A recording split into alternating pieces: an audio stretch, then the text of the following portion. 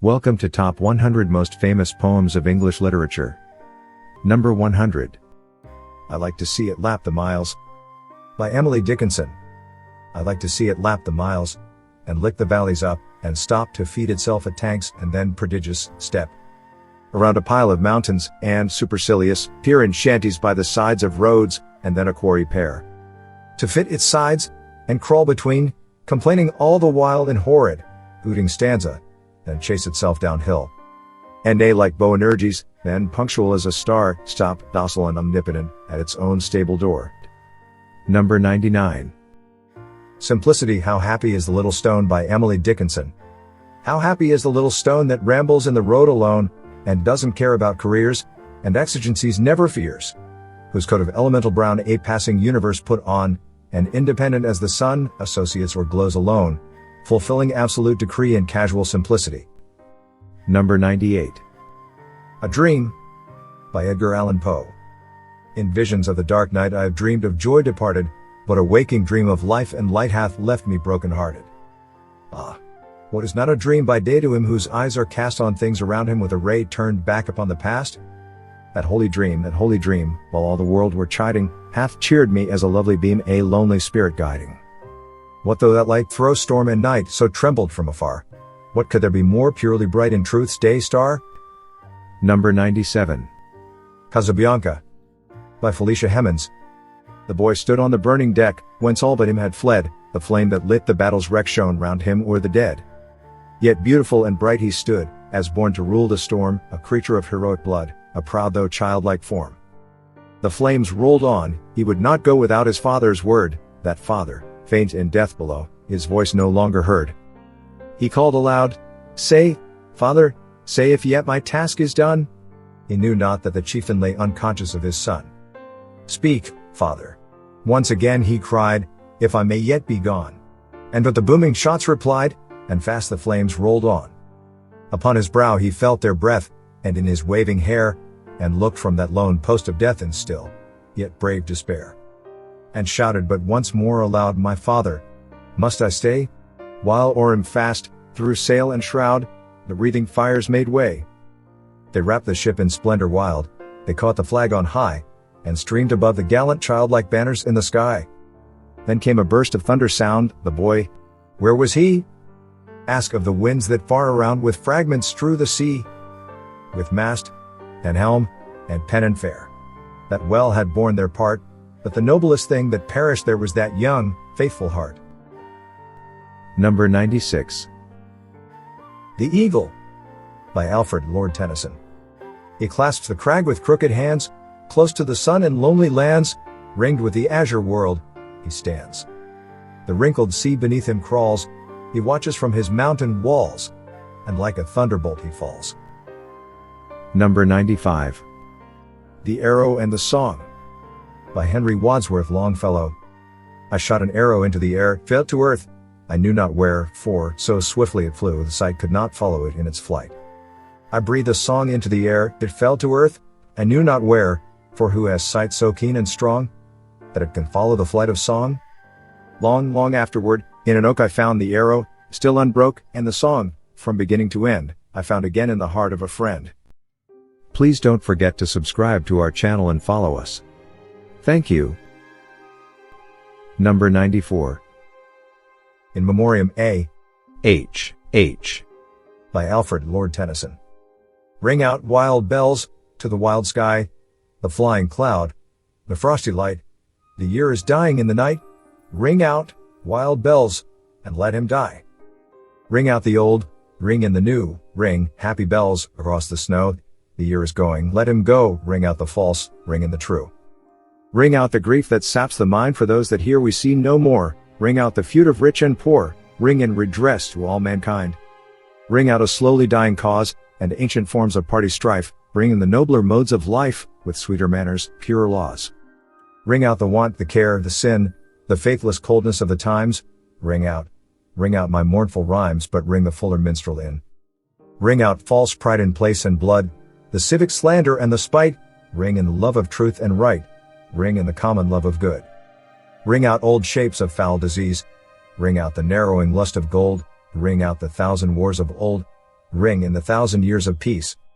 Ring in the valiant man and free, the larger heart, the kindlier hand, ring out the darkness of the land, ring in the Christ that is to be. Number 93. If I can stop one heart from breaking. By Emily Dickinson. If I can stop one heart from breaking, I shall not live in vain. If I can ease one life the aching, or cool one pain, or help one fainting robin unto his nest again, I shall not live in vain. Number 92. There is no frigate like a book. By Emily Dickinson. There is no frigate like a book to take us lands away, nor any coursers like a page of prancing poetry. This traverse may the poorest take without oppressive toll. How frugal is the chariot that bears a human soul.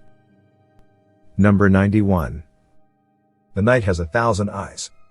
By Francis William Bourdillon. The night has 1,000 eyes, and the day but one, yet the light of the bright world dies with the dying sun. The mind has 1,000 eyes, and the heart but one, yet the light of a whole life dies when love is done. Don't forget to subscribe to our channel. Number 90. When We Two Parted. By George Gordon, Lord Byron. When we two parted in silence and tears, half broken-hearted to sever for years, pale grew thy cheek and cold, colder thy kiss, truly that hour foretold sorrow to this. The dew of the morning sunk chill on my brow, it felt like the warning of what I feel now. Thy vows are all broken, and light is thy fame, I hear thy name spoken, and share in its shame. They name thee before me, a knell to mine ear, a shudder comes o'er me, why wert thou so dear? They know not I knew thee, who knew thee too well, long, long shall I rue thee, too deeply to tell. In secret we met, in silence I grieve, that thy heart could forget, thy spirit deceive. If I should meet thee after long years, how should I greet thee? With silence and tears. Number 89. Fog. By Carl Sandburg. The fog comes on little cat feet. It sits looking over harbor and city on silent haunches and then moves on. Number 88. Sea Fever. By John Masefield. I must go down to the seas again, to the lonely sea in the sky, and all I ask is a tall ship and a star to steer her by, and the wheels kick and the wind song and the white sails shaking, and a gray mist on the sea's face, and a gray dawn breaking. I must go down to the seas again, for the call of the running tide is a wild call and a clear call that may not be denied, and all I ask is a windy day with the white clouds flying, and the flung spray and the blown spume, and the seagulls crying. I must go down to the seas again, to the vagrant gypsy life, to the gull's way and the whale's way where the wind's like a whetted knife, and all I ask is a merry yarn from a laughing fellow rover, and quiet sleep and a sweet dream when the long trick's over. Number 87. Remember. By Christina Georgina Rossetti. Remember me when I am gone away, gone far away into the silent land, when you can no more hold me by the hand, nor I half turn to go yet turning stay. Remember me when no more day by day you tell me of our future that you planned. Only remember me, you understand it will be late to counsel then or pray. Yet if you should forget me for a while and afterwards remember, do not grieve. For if the darkness and corruption leave a vestige of the thoughts that once I had, better by far you should forget and smile than that you should remember and be sad. Number 86. Conquered Him. By Ralph Waldo Emerson. By the rude bridge that arched the flood, their flag to April's breeze unfurled, here once the embattled farmers stood and fired the shot heard round the world. The foe long since in silence slept, alike the conqueror silent sleeps, and time the ruined bridge has swept down the dark stream which seaward creeps. On this green bank, by this soft stream we set today a votive stone, that memory may their deed redeem when, like our sires, our sons are gone. Spirit that made those heroes dare to die and leave their children free, bid time and nature gently spare the shaft we raise to them and thee. If you liked our selection, and want to develop your intellectual skills, or just to relax, please subscribe to our channel, youtube.com, @AI Readers, and follow us to listen quality poems written by the most famous poets of English literature and read by the most advanced artificial intelligence software. Thank you. Number 85. The Chambered Nautilus. By Oliver Wendell Holmes. This is the ship of pearl, which, poets feign, sails the unshadowed main, the venturous bark that flings on the sweet summer wind its purpled wings and gulfs enchanted, where the siren sings, and coral reefs lie bare, where the cold sea maids rise to sun their streaming hair. Its webs of living gauze no more unfurl, wrecked is the ship of pearl. And every chambered cell, where its dim dreaming life was wont to dwell, as the frail tenant shaped his growing shell, before thee lies revealed, its iris ceiling rent, its sunless crypt unsealed. Year after year beheld the silent toil that spread his lustrous coil, still, as the spiral grew, he left the past year's dwelling for the new, stole with soft step its shining archway through, built up its idle door, stretched in his last found home, and knew the old no more. Thanks for the heavenly message brought by thee, child of the wandering sea, cast from her lap, forlorn. From thy dead lips a clearer note is born than ever Triton blew from wreathed horn. While on mine ear it rings, through the deep caves of thought I hear a voice that sings, build thee more stately mansions, O my soul, as the swift seasons roll. Leave thy low vaulted past. Let each new temple, nobler than the last, shut thee from heaven with a dome more vast, till thou at length art free, leaving thine outgrown shell by life's unresting sea. Number 84. I'm Nobody. Who are you? By Emily Dickinson. I'm nobody. Who are you? Are you nobody too? Then there's a pair of us. Don't tell. They'd banish us, you know. How dreary to be somebody. How public, like a frog to tell your name the livelong day to an admiring bog. Number 83. Alone. By Edgar Allan Poe. From childhood's hour I have not been as others were, I have not seen as others saw, I could not bring my passions from a common spring, from the same source I have not taken my sorrow, I could not awaken my heart to joy the same tone, and all I loved alone then, my childhood, in the dawn of a most stormy life, was drawn from every depth of good and ill the mystery which binds me still, from the torrent, or the fountain, from the red cliff of the mountain, from the sun that round me rolled in its autumn tint of gold, from the lightning in the sky as it passed me flying by, from the thunder and the storm, and the cloud that took the form, when the rest of heaven was blue, of a demon in my view. Number 82. Pioneers. O pioneers. By Walt Whitman. Come, my tan-faced children, follow well in order. Get your weapons ready. Have you your pistols? Have you your sharp-edged axes? Pioneers. O pioneers. For we cannot tarry here, we must march, my darlings. We must bear the brunt of danger, we, the youthful sinewy races. All the rest on us depend, pioneers. O pioneers. O you youths, Western youths, so impatient, full of action, full of manly pride and friendship, plain I see you, Western youths, see you tramping with the foremost, pioneers. O pioneers. Have the elder races halted? Do they droop and end their lesson, wearied, over there beyond the seas? We take up the task eternal, and the burden, and the lesson, pioneers. O pioneers. All the past we leave behind, we debouch upon a newer, mightier world, varied world, fresh and strong the world we seize, world of labor in the march, pioneers. O pioneers. We detachments steady throwing, down the edges, through the passes, up the mountain steep, conquering, holding, daring, venturing, as we go. The unknown ways, pioneers. O pioneers. We primeval forests felling, we the rivers stemming, vexing we, and piercing deep the mines within. We the surface broad surveying, we the virgin soil upheaving, pioneers. O pioneers. Colorado men are we, from the peaks gigantic, from the great Sierras and the high plateaus, from the mine and from the gully, from the hunting trail we come, pioneers. O pioneers. From Nebraska, from Arkansas, central inland race are we, from Missouri, with the continental blood interveined, all the hands of comrades clasping, all the southern, all the northern pioneers. O pioneers. O resistless, restless race. O beloved race in all. O my breast aches with tender love for all. O I mourn and yet exult, I am wrapped with love for all, pioneers. O pioneers. Raise the mighty mother mistress, waving high the delicate mistress, over all the starry mistress, bend your heads all, raise the fanged and warlike mistress, stern, impassive, weapon mistress, pioneers. O pioneers.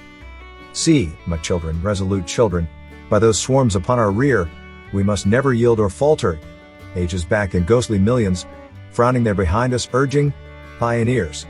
O pioneers. On and on, the compact ranks, with accessions ever waiting, with the places of the dead quickly filled, through the battle, through defeat, moving yet and never stopping, pioneers. O pioneers. O to die advancing on. Are there some of us to droop and die? Has the hour come? Then upon the march we fittest die soon and sure the gap is filled, pioneers. O pioneers, all the pulses of the world, falling in. They beat for us, with the Western movement beat, holding single or together. Steady moving, to the front, all for us, pioneers. Oh pioneers! Life's involved in varied pageants, all the forms and shows, all the workmen at their work, all the seamen and the landsmen, all the masters with their slaves, pioneers. Oh pioneers! All the hapless silent lovers, all the prisoners in the prisons, all the righteous and the wicked, all the joyous, all the sorrowing, all the living, all the dying, pioneers. Oh pioneers!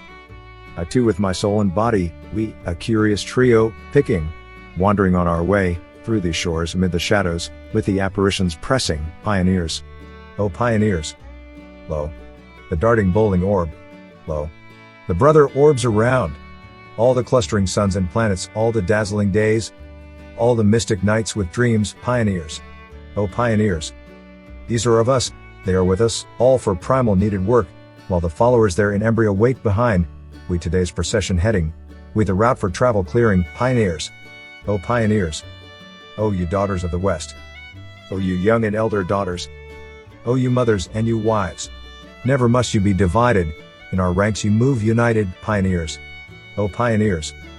Minstrels latent on the prairies, shrouded bards of other lands. You may sleep, you have done your work, soon I hear you coming warbling, soon you rise and tramp amid us, pioneers. Oh pioneers!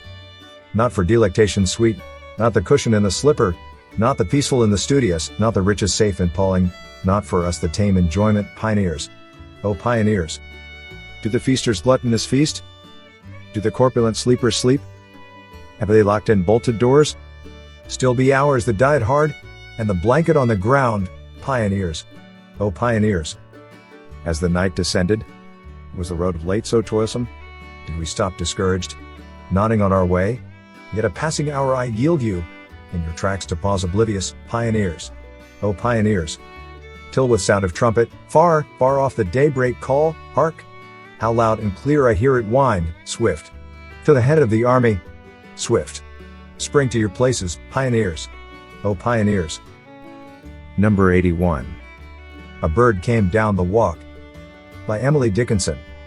A bird came down the walk, he did not know I saw, he bit an angleworm in halves and ate the fellow, raw. And then he drank a dew from a convenient grass, and then hopped sidewise to the wall to let a beetle pass. He glanced with rapid eyes that hurried all abroad, it looked like frightened beads, I thought. He stirred his velvet head. Like one in danger cautious, I offered him a crumb, and he unrolled his feathers, and rode him softer home. Then oars divide the ocean, 2 silver for a seam, or butterflies, off banks of noon, leap, flashless, as they swim. If you liked our selection, and want to develop your intellectual skills, or just to relax, please subscribe to our channel, youtube.com/AI-readers, and follow us to listen quality poems written by the most famous poets of English literature and read by the most advanced artificial intelligence software. Thank you. Number 80. All the World's a Stage. By William Shakespeare. All the world's a stage, and all the men and women merely players, they have their exits and their entrances, and one man in his time plays many parts, his acts being 7 ages. At first the infant mewling and puking in the nurse's arms, and then the whining schoolboy, with his satchel and shining morning face, creeping like snail unwillingly to school.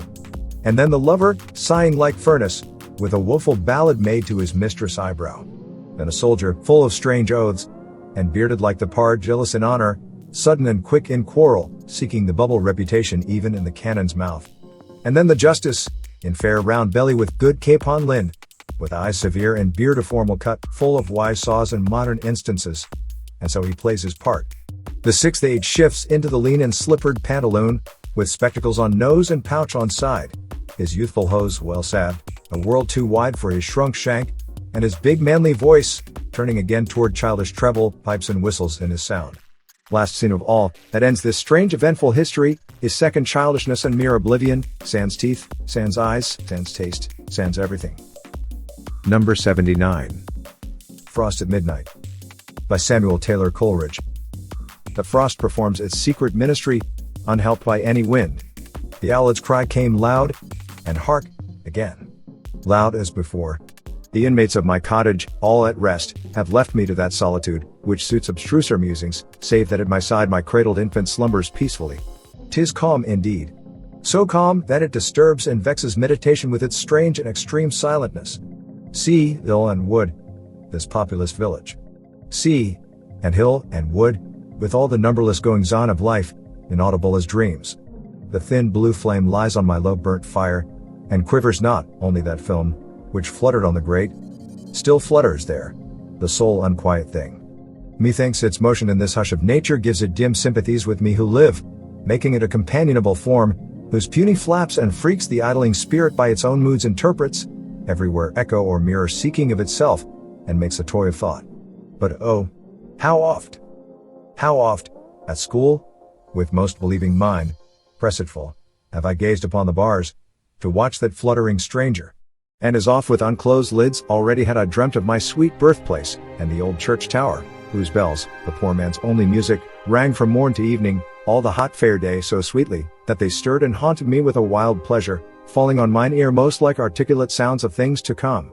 So gazed I, till the soothing things I dreamt lulled me to sleep, and sleep prolonged my dreams. And so I brooded all the following morn, awed by the stern preceptor's face, mine I fixed with mock study on my swimming book, save if the door half opened, and I snatched a hasty glance, and still my heart leapt up, for still I hoped to see the stranger's face, townsman, or aunt, or sister more beloved, my playmate when we both were clothed alike. Dear babe, that sleepest cradled by my side, whose gentle breathings heard in this deep calm, fill up the interspersed vacancies and momentary pauses of the thought. My babe so beautiful. It thrills my heart with tender gladness thus to look at thee, and think that thou shalt learn far other lore and in far other scenes. For I was reared in the great city, pent mid cloisters dim, and saw not lovely but the sky and stars.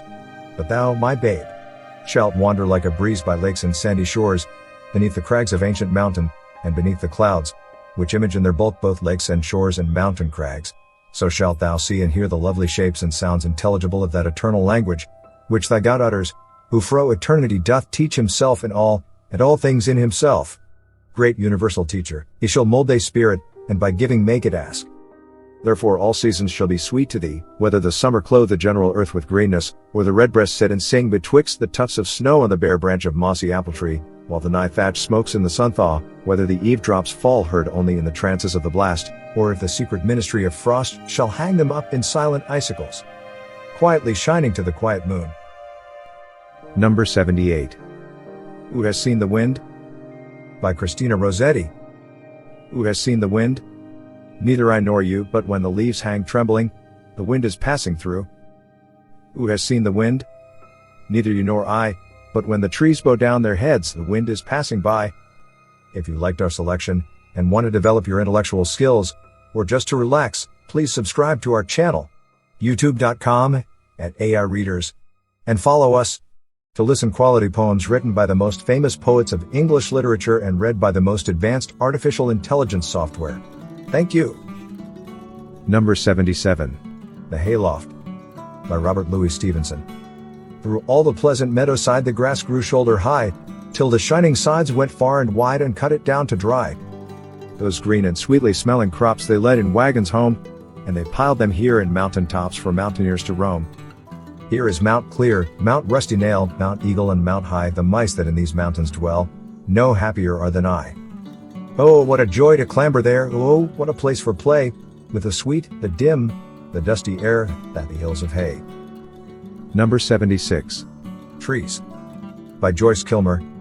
I think that I shall never see a poem lovely as a tree whose hungry mouth is pressed against the earth's sweet flowing breast, a tree that looks at God all day, and lifts her leafy arms to pray, a tree that may in summer wear a nest of robins in her hair, upon whose bosom snow has lain, who intimately lives with rain. Poems are made by fools like me, but only God can make a tree. Number 75. Good Timber, by Douglas Mallock. The tree that never had to fight for sun and sky and air and light, but stood out in the open plain and always got its share of rain, never became a forest king but lived and died a scrubby thing. The man who never had to toil to gain and farm his patch of soil, who never had to win his share of sun and sky and light and air, never became a manly man but lived and died as he began. Good timber does not grow with ease. The stronger wind, the stronger trees, the further sky, the greater length, the more the storm, the more the strength. By sun and cold, by rain and snow, in trees and men good timbers grow. Where thickest lies the forest growth we find the patriarchs of both. And they hold counsel with the stars whose broken branches show the scars of many winds and much of strife. This is the common law of life. Number 74. The Village Blacksmith. By Henry Wadsworth Longfellow. Under a spreading chestnut tree the village smithy stands, the smith, a mighty man is he, with large and sinewy hands, and the muscles of his brawny arms are strong as iron bands. His hair is crisp, and black, and long, his face is like the tan, his brow is wet with honest sweat, he earns whate'er he can, and looks the whole world in the face, for he owes not any man. Week in, week out, from morn till night, you can hear his bellows blow, you can hear him swing his heavy sledge, with measured beat and slow, like a sexton ringing the village bell, when the evening sun is low. And children coming home from school look in at the open door, they love to see the flaming forge, and hear the bellows roar, and catch the burning sparks that fly like chaff from a threshing floor. He goes on Sunday to the church, and sits among his boys, he hears the parson pray and preach, he hears his daughter's voice, singing in the village choir, and it makes his heart rejoice. It sounds to him like her mother's voice, singing in paradise. He needs must think of her once more, how in the grave she lies, and with his hard, rough hand he wipes a tear out of his eyes. Toiling, rejoicing, sorrowing, onward through life he goes, each morning sees some task begin, each evening sees it close, something attempted, something done, has earned a night's repose. Thanks to thee, my worthy friend, for the lesson thou hast taught. Thus at the flaming forge of life our fortunes must be wrought, thus on its sounding anvil shaped each burning deed and thought. Number 73. Tell all the truth but tell it slant. By Emily Dickinson. Tell all the truth but tell it slant, success in circuit lies too bright for our infirm delight, the truth superb surprise as lightning to the children eased with explanation kind, the truth must dazzle gradually, or every man be blind. Number 72. Abu Ben Adhem. By Leigh Hunt. Abu Ben Adhem, may his tribe increase, awoke one night from a deep dream of peace, and saw, within the moonlight in his room, making it rich, and like a lily in bloom, an angel writing in a book of gold. Exceeding peace had made Ben Adhem bold, and to the presence in the room he said, What writest thou? The vision raised its head, and with a look made of all sweet accord, answered, The names of those who love the Lord. And is mine one? Said Abu. Nay, not so, replied the angel. Abu spoke more low, but cheerily still, and said, I pray thee then write me as one that loves his fellow men. The angel wrote, and vanished. The next night it came again with a great wakening light, and showed the names whom love of God had blessed, and lo, Ben Adhem's name led all the rest. Number 71. Horatius at the Bridge. By Thomas B. Macaulay. Lars Porsena of Clusium. By the 9 gods he swore that the great house of Tarquin should suffer wrong no more. By the 9 gods he swore it, and named a trysting day, and bade his messengers ride forth, east and west and south and north, to summon his array. East and west and south and north the messengers ride fast, and tower and town and cottage have heard the trumpets blast. Shame on the false Etruscan who lingers in his home when Porsena of Clusium is on the march for Rome. The horsemen and the footmen are pouring in amain, from many a stately marketplace, from many a fruitful plain, from many a lonely hamlet, which, hid by beech and pine, like an eagle's nest, hangs on the crest of purple Apennine. The harvests of Arretium this year old men shall reap this year, young boys in Umbro shall plunge the struggling sheep, and in the vats of Luna this year, the must shall foam round the white feet of laughing girls whose sires have marched to Rome. There be 30 chosen prophets, the wisest of the land, who alway by Lars Porsena both morn and evening stand. Evening and morn the 30 have turned the verses o'er, traced from the right on linen white by mighty seers of yore. And with one voice the 30 have their glad answer given, Go forth, Lars Porsena, go forth, beloved of heaven, go, and return in glory to Clusium's royal dome, and hang round Nertia's altars the golden shields of Rome. And now hath every city sent up her tale of men, the foot are 80,000, the horse are thousands 10. Before the gates of Sutrium is met the great array, a proud man was Lars Porsena upon the trysting day. For all the Etruscan armies were ranged beneath his eye, and many a banished Roman, and many a stout ally, and with a mighty following to join the muster came the Tusculan Mamilius, prince of the Latian name. But by the yellow Tiber was tumult and affright, from all the spacious Champaign to Rome men took their flight. A mile around the city, the throng stopped up the ways, a fearful sight it was to see through 2 long nights and days.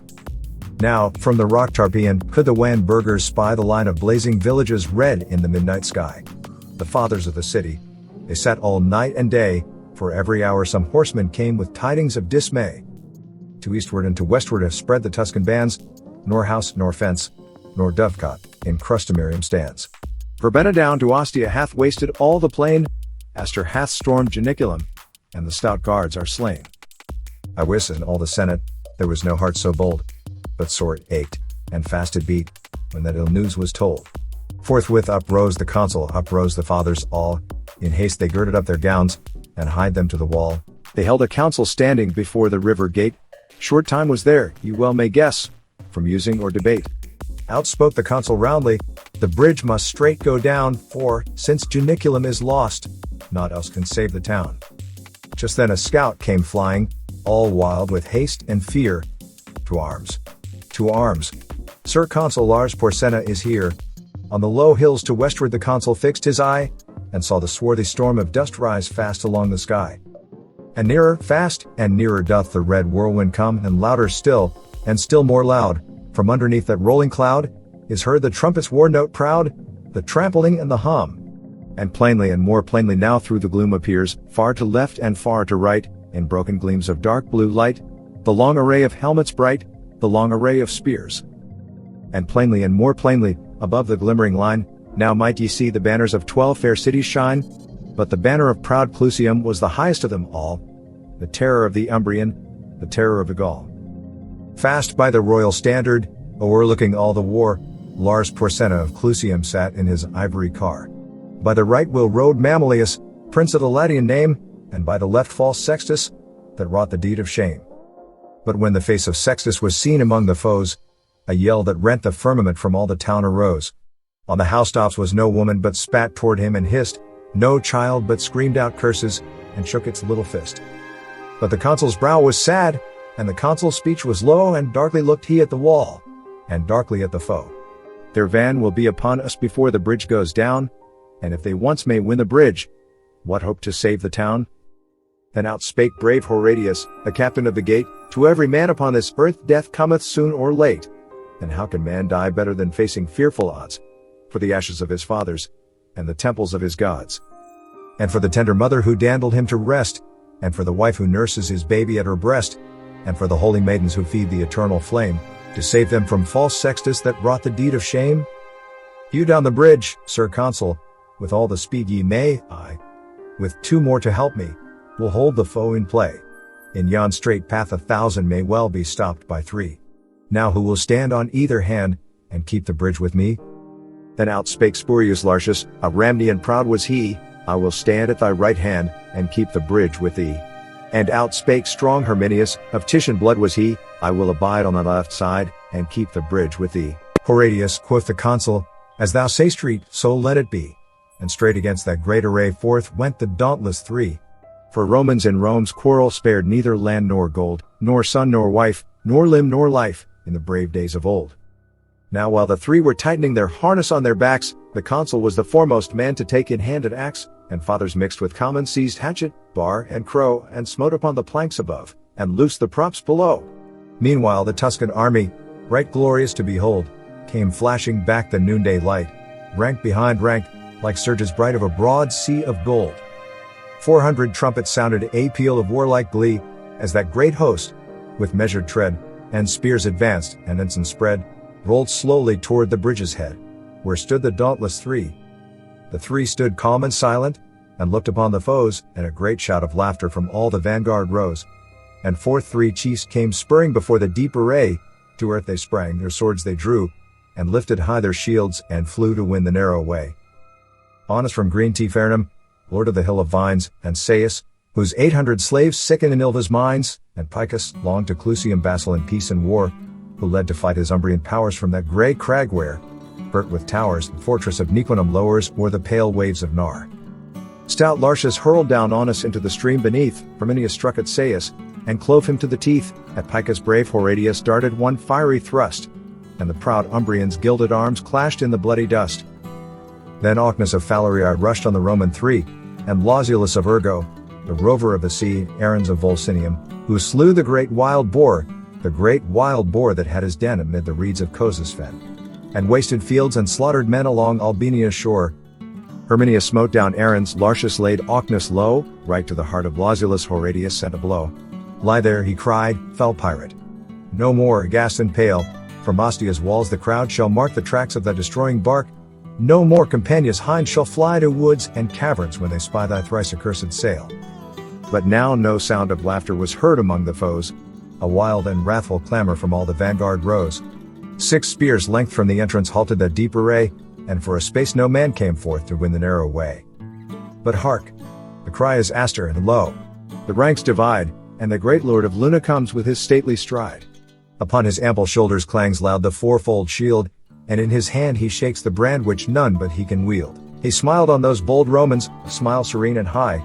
He had the flinching Tuscans, and scorn was in his eye.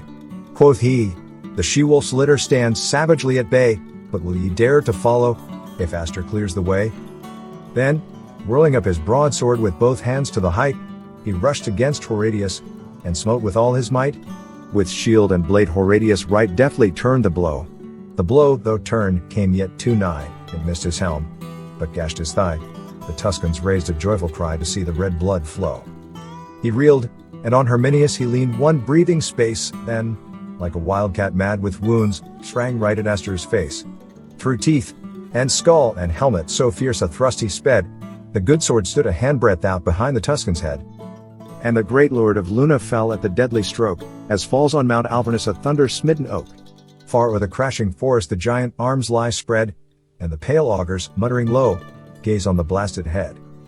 On Astur's throat Horatius right firmly pressed his heel, and thrice and 4 times tugged amain ere he wrenched out the steel. And see, he cried, the welcome, fair guests, that waits you here. What noble Lucamo comes next to taste our Roman cheer? But at his haughty challenge a sullen murmur ran, mingled of wrath, and shame, and dread, along that glittering van. There lacked not men of prowess, nor men of lordly race, for all Etruria's noblest were round the fatal place. But all Etruria's noblest felt their hearts sink to see on the earth the bloody corpses, in the path the dauntless 3, and from the ghastly entrance where those bold Romans stood, all shrank, like boys who unaware, ranging the woods to start a hare, come to the mouth of the dark lair where, growling low, a fierce old bear lies amid bones and blood. Was none who would be foremost to lead such dire attack, but those behind cried forward, and those before cried back. And backward now and forward wavers the deep array, and on the tossing sea of steel to and fro the standards reel, and the victorious trumpet peal dies fitfully away. Yet one man for one moment strode out before the crowd, well known was he to all the 3, and they gave him greeting loud, now welcome, welcome, Sextus. Now welcome to thy home. Why dost thou stay, and turn away? Here lies the road to Rome. Thrice looked he at the city, thrice looked he at the dead, and thrice came on in fury, and thrice turned back in dread, and white with fear and hatred, scowled at the narrow way where, wallowing in a pool of blood, the bravest Tuscans lay. But meanwhile axe and lever have manfully been plied, and now the bridge hangs tottering above the boiling tide. Come back, Horatius, loud cried the fathers all. Back, Lartius, back, Herminius, back, ere the ruin fall. Back darted Spurius Lartius, Herminius darted back, and if they passed, beneath their feet they felt the timbers crack. But when they turned their faces, and on the farther shore saw brave Horatius stand alone, they would have crossed once more. But with a crash like thunder fell every loosened beam, and like a dam the mighty wreck lay right athwart the stream, and a long shout of triumph rose from the walls of Rome, as to the highest turret tops was splashed the yellow foam. And, like a horse unbroken when first he feels the rein, the furious river struggled hard, and tossed his tawny mane, and burst the curb, and bounded, rejoicing to be free, and whirling down, in fierce career, battlement, and plank and pier, rushed headlong to the sea. Alone stood brave Horatius, but constant still in mind, thrice 30,000 foes before, and the broad flood behind. Down with him, cried false Sextus, with a smile on his pale face. Now yield thee, cried Lars Porsena, now yield thee to our grace. Round turned he is not deigning those craven ranks to see, not spake he to Lars Porsena, to Sextus not spake he, but he saw on Palatinus the white porch of his home, and he spake to the noble river that rolls by the towers of Rome. O Tiber, Father Tiber, to whom the Romans pray, Roman's life, a Roman's arms, take thou in charge this day. So he spake, and speaking sheathed the good sword by his side, and, with his harness on his back, plunged headlong in the tide. No sound of joy or sorrow was heard from either bank, but friends and foes in dumb surprise, with parted lips and straining eyes, stood gazing where he sank, and when above the surges they saw his crest appear, all Rome sent forth a rapturous cry, and even the ranks of Tuscany could scarce forbear to cheer. And fiercely ran the current, swollen high by months of rain, and fast his blood was flowing, and he was sore in pain, and heavy with his armor, and spent with changing blows, and oft they thought him sinking, but still again he rose. Never, I ween, did swimmer, in such an evil case, struggle through such a raging flood safe to the landing place, but his limbs were borne up bravely by the brave heart within, and our good father Tiber bore bravely up his chin. Curse on him, quoth false Sextus, will not the villain drown? But for this stay ere close of day we should have sacked the town. Heaven help him, quoth Lars Porsena, and bring him safe to shore, for such a gallant feat of arms was never seen before. And now he feels the bottom, now on dry earth he stands, now round him throng the fathers to press his gory hands, and now with shouts and clapping, and noise of weeping loud, he enters through the river gate warned by the joyous crowd. They gave him of the corn land, that was a public right, as much as 2 strong oxen could plow from morn till night, and they made a molten image, and set it up on high, and there it stands unto this day to witness, if I lie. It stands in the Comedium plain for all folk to see, Horatius in his harness, halting upon one knee, and underneath is written, in letters all of gold, how valiantly he kept the bridge in the brave days of old. And still his name sounds stirring unto the men of Rome, as the trumpet blast that cries to them to charge the ocean home, and wives still pray to Juno for boys with hearts as bold as his who kept the bridge so well in the brave days of old.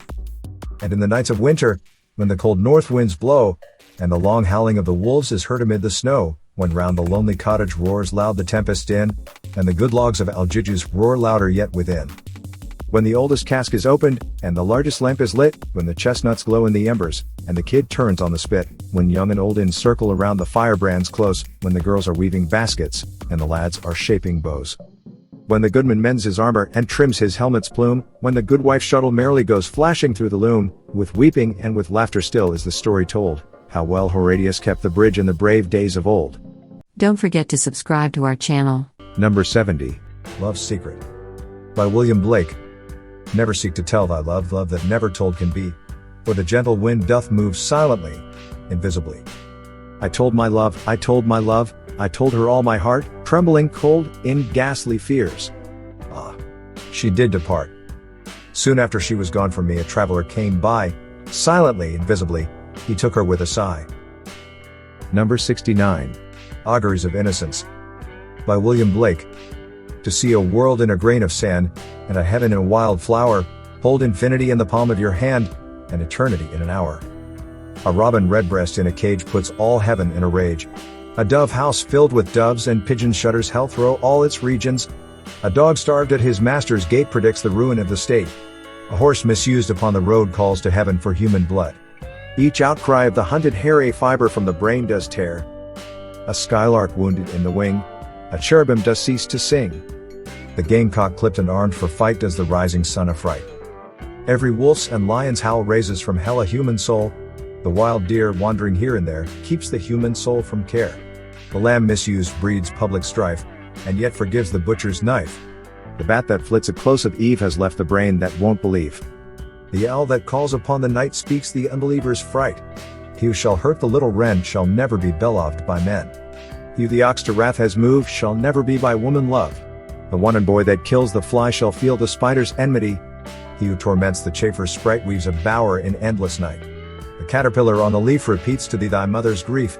Kill not the moth nor butterfly, for the last judgment draweth nigh. He who shall train the horse to war shall never pass the polar bar. The beggar's dog and widow's cat, feed them and thou wilt grow fat. The gnat that sings his summer song poison gets from slander's tongue. The poison of the snake and newt is the sweat of envy's foot. The poison of the honeybee is the artist's jealousy. The prince's robes and beggar's rags are toadstools on the miser's bags. A truth that's told with bad intent beats all the lies you can invent. It is right it should be so, man was made for joy and woe, and when this we rightly know, through the world we safely go. Joy and woe are woven fine, a clothing for the soul divine. Under every grief and pine runs a joy with silken twine. The babe is more than swaddling bands, throughout all these human lands tools were made, and born were hands, every farmer understands. Every tear from every eye becomes a babe in eternity. This is caught by females bright, and returned to its own delight. The bleat, the bark, bellow, and roar are waves that beat on heaven's shore. The babe that weeps the rod beneath writes revenge in realms of death. The beggar's rags, fluttering in air, just to rags the heavens tear. The soldier, armed with sword and gun, palsied strikes the summer sun. The poor man's farthing is worth more than all the gold on Afric's shore. One mite wrung from the laborer's hand shall buy and sell the miser's lands, or, if protected from on high, does that whole nation sell and buy. He who mocks the infant's faith shall be mocked in age and death. He who shall teach the child to doubt the rotting grave shall ne'er get out. He who respects the infant's faith triumphs over hell and death. The child's toys and the old man's reasons are the fruits of the two seasons. The questioner who sits so sly shall never know how to reply. He who replies to words of doubt doth put the light of knowledge out. The strongest poison ever known came from Caesar's laurel crown. Naught can deform the human race like to the armor's iron brace. When golden gems adorn the plow, to peaceful art shall envy bow. A riddle, or the cricket's cry, is to doubt a fit reply. The emmet's inch and eagle's mile make lame philosophy to smile. He who doubts from what he sees will ne'er believe. Do what you please. If the sun and moon should doubt, they'd immediately go out. To be in a passion you good may do, but no good if a passion is in you. The whore and gambler, by the state licensed, build that nation's fate. The harlot's cry from street to street shall weave old England's winding sheet. The winner's shout, the loser's curse, dance before dead England's hearse. Every night and every morn some to misery are born. Every morn and every night some are born to sweet delight. Some are born to sweet delight. Some are born to endless night. We are led to believe a lie when we see not through the eye, which was born in a night to perish in a night, when the soul slept in beams of light. God appears, and God is light, to those poor souls who dwell in night, but does a human form display to those who dwell in realms of day. If you liked our selection, and want to develop your intellectual skills, or just to relax, please subscribe to our channel, youtube.com/AI Readers, and follow us to listen quality poems written by the most famous poets of English literature and read by the most advanced artificial intelligence software. Thank you. Number 68. I Have a Rendezvous with Death. By Alan Seeger. I have a rendezvous with death at some disputed barricade when spring comes back with rustling shade and apple blossoms fill the air. I have a rendezvous with death when spring brings back blue days and fair. It may be he shall take my hand and lead me into his dark land and close my eyes and quench my breath. It may be I shall pass him, still I have a rendezvous with death on some scarred slope of battered hill. When spring comes round again this year and the first meadow flowers appear. God knows 'twere better to be deep pillowed in silk and scented down, where love throbs out in blissful sleep, pulse nigh to pulse and breath to breath, where hushed awakenings are dear. But I've a rendezvous with death at midnight in some flaming town, when spring trips north again this year, and I to my pledged word am true. I shall not fail that rendezvous. Number 67.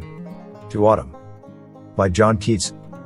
Season of mists and mellow fruitfulness, close bosom friend of the maturing sun, conspiring with him how to load and bless with fruit the vines that round the thatch eaves run, to bend with apples the mossed cottage trees, and fill all fruit with ripeness to the core, to swell the gourd, and plump the hazel shells with a sweet kernel, to set budding more and still more, later flowers for the bees until they think warm days will never cease, for summer has o'erbrimmed their clammy cells.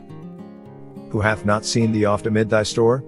Sometimes whoever seeks abroad may find thee sitting careless on a granary floor, thy hair soft lifted by the winnowing wind, or on a half-reaped furrow sound asleep, drowse with the fume of poppies, while thy hook spares the next swath, and all its twined flowers, and sometimes like a gleaner thou dost keep steady, thy laden head across a brook, or by a cider press, with patient look, thou watchest the last oozings hours by hours.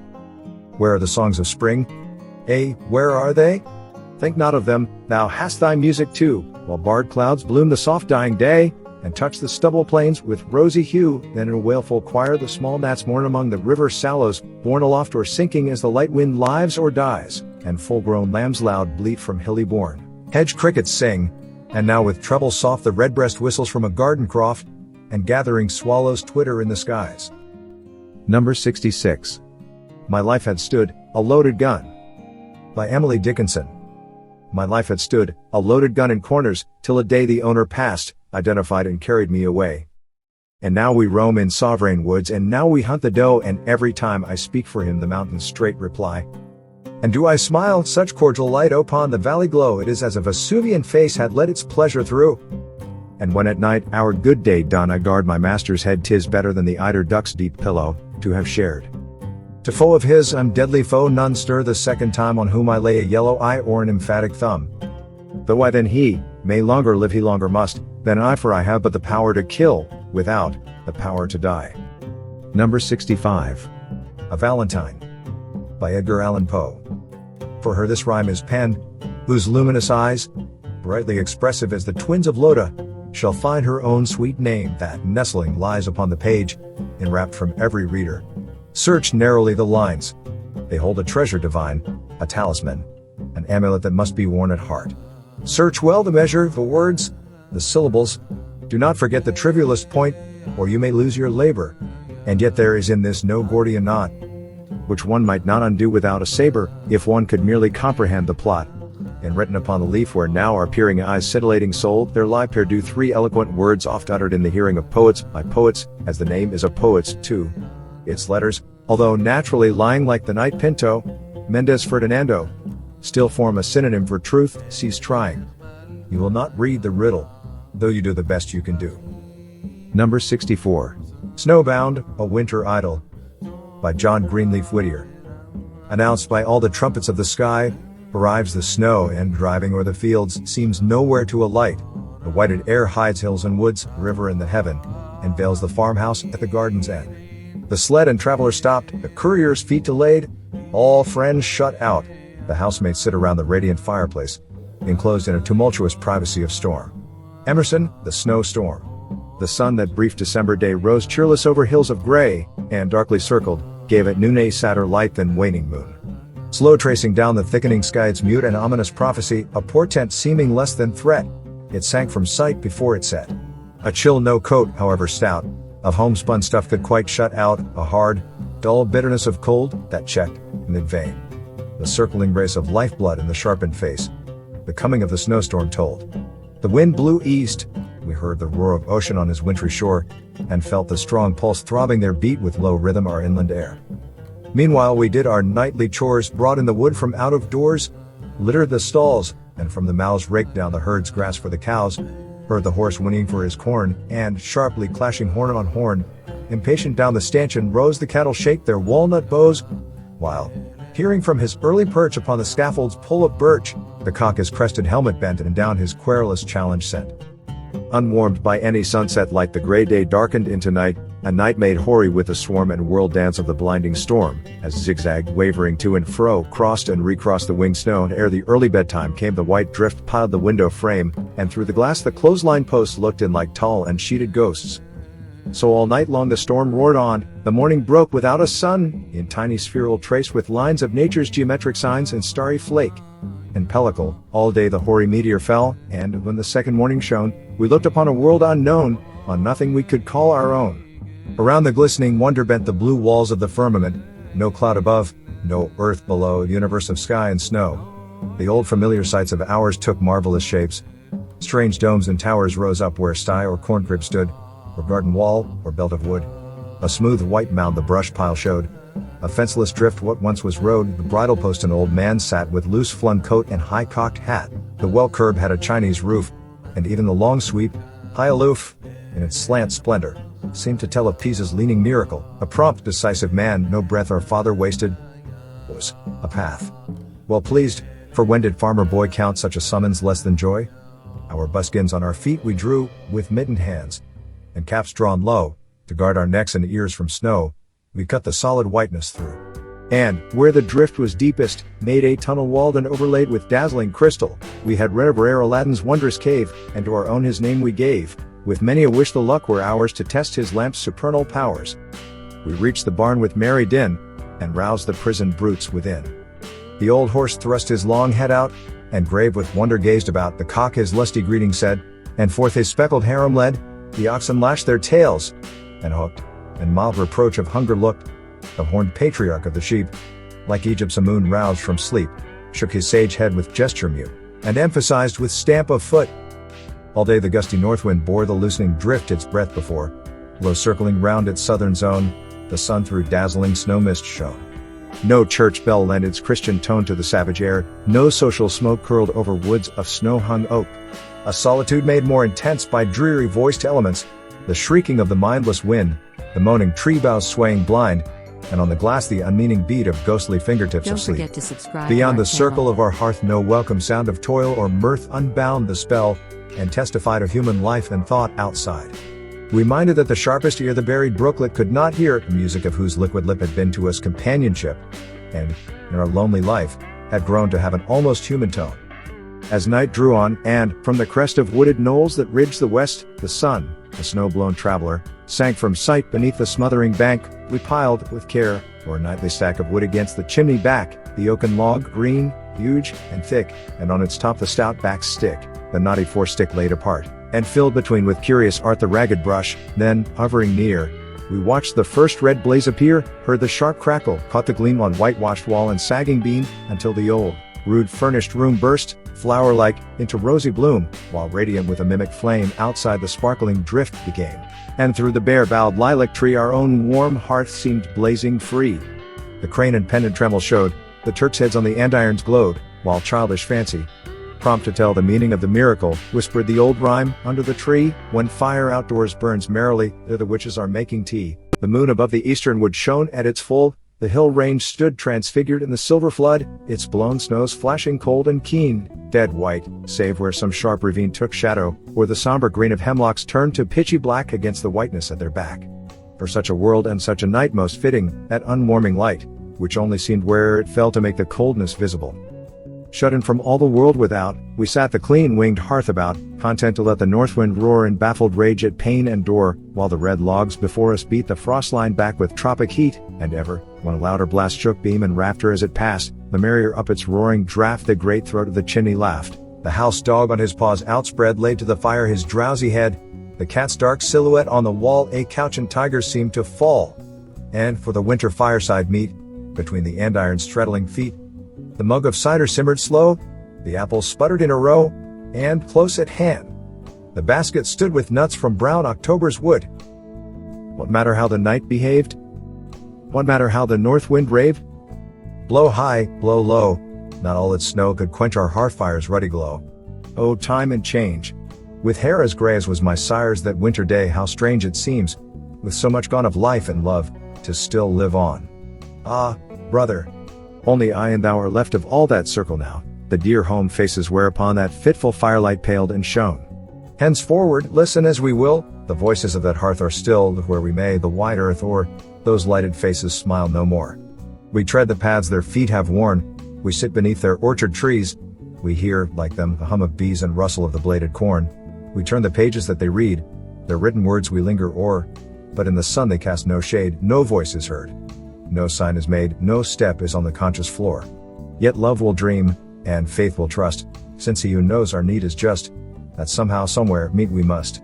Alas for him who never sees the stars shine through his cypress trees, who, hopeless, lays his dead away, nor looks to see the breaking day across the mournful marbles play, who hath not learned, in hours of faith, the truth to flesh and sense unknown, that life is ever lord of death, and love can never lose its own.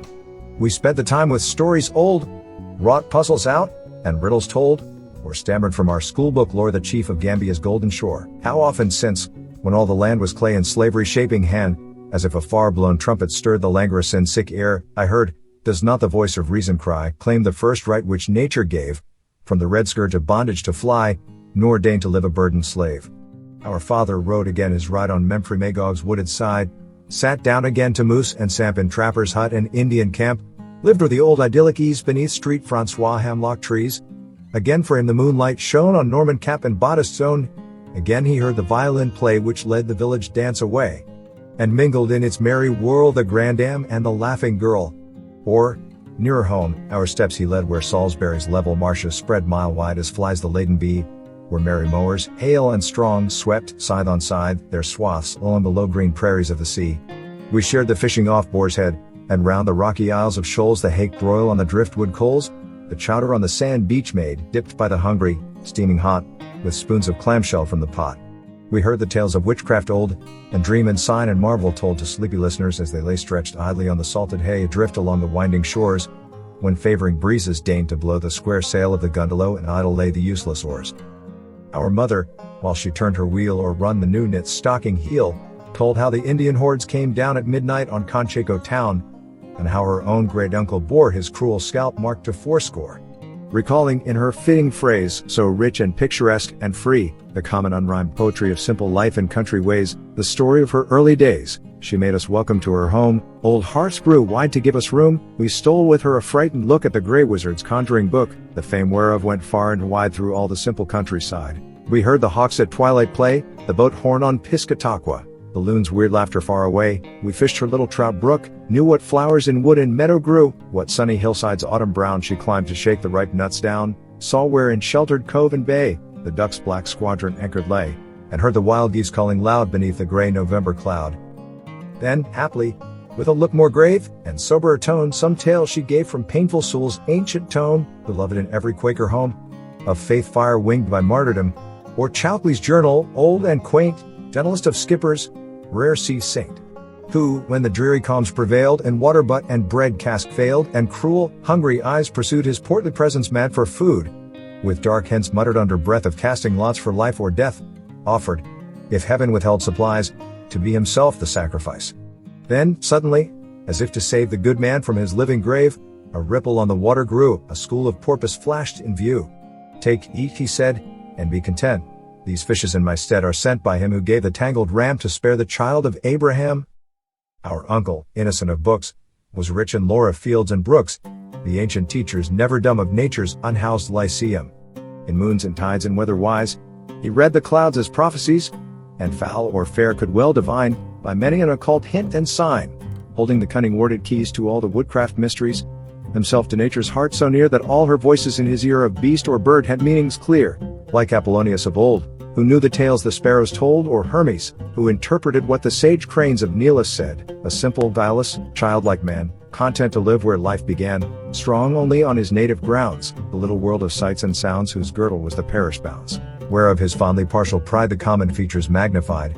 As Surrey hills to mountains grew in white of Selborne's loving view, he told how teal and loon he shot, and how the eagle's eggs he got, the feats on pond and river done, prodigies of rod and gun till warming with the tales he told, forgotten was the outside cold, the bitter wind unheeded blew, from ripening corn the pigeons flew, the partridge drummed i' the wood, the mink went fishing down the river brink, in fields with bean or clover gay, the woodchuck, like a hermit gray, peered from the doorway of his cell, the muskrat plied the mason's trade, and tier by tier his mud walls laid, and from the shagbark overhead the grizzled squirrel dropped his shell.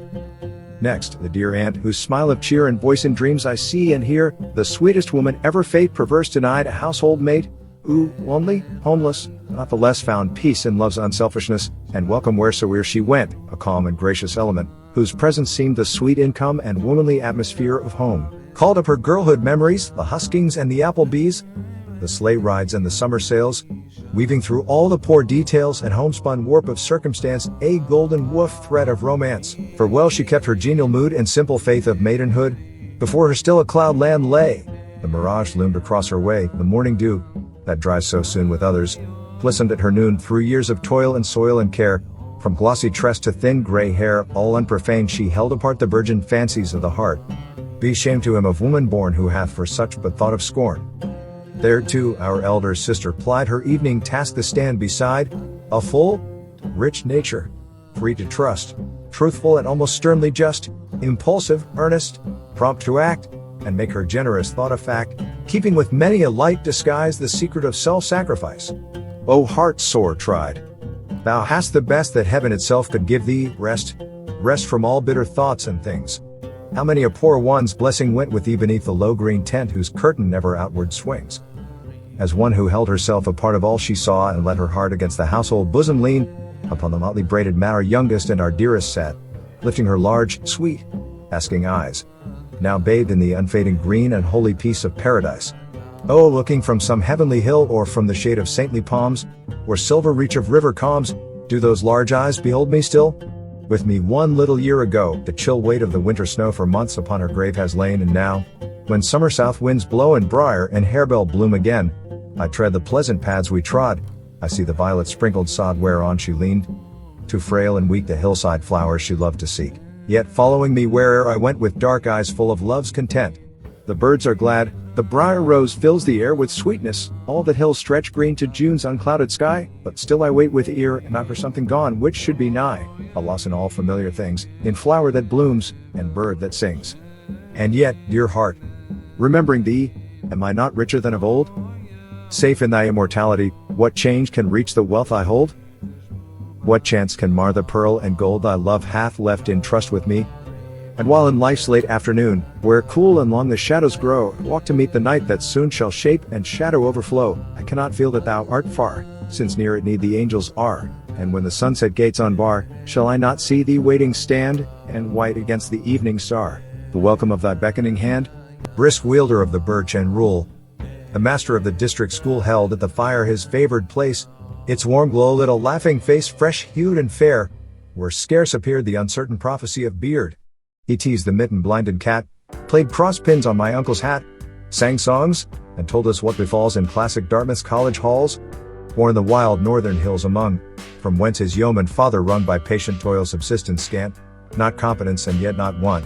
He early gained the power to pay his cheerful self-reliant way, could doff at ease his scholar's gown to peddle wares from town to town, or through the long vacations reach in lonely lowland districts teach, where all the droll experience found at stranger hearths in boarding round, the moonlit skater's keen delight, the sleigh drive through the frosty night, the rustic party, with its rough accompaniment of blind man's buff, and whirling plate, and forfeits paid, his winter task a pastime made.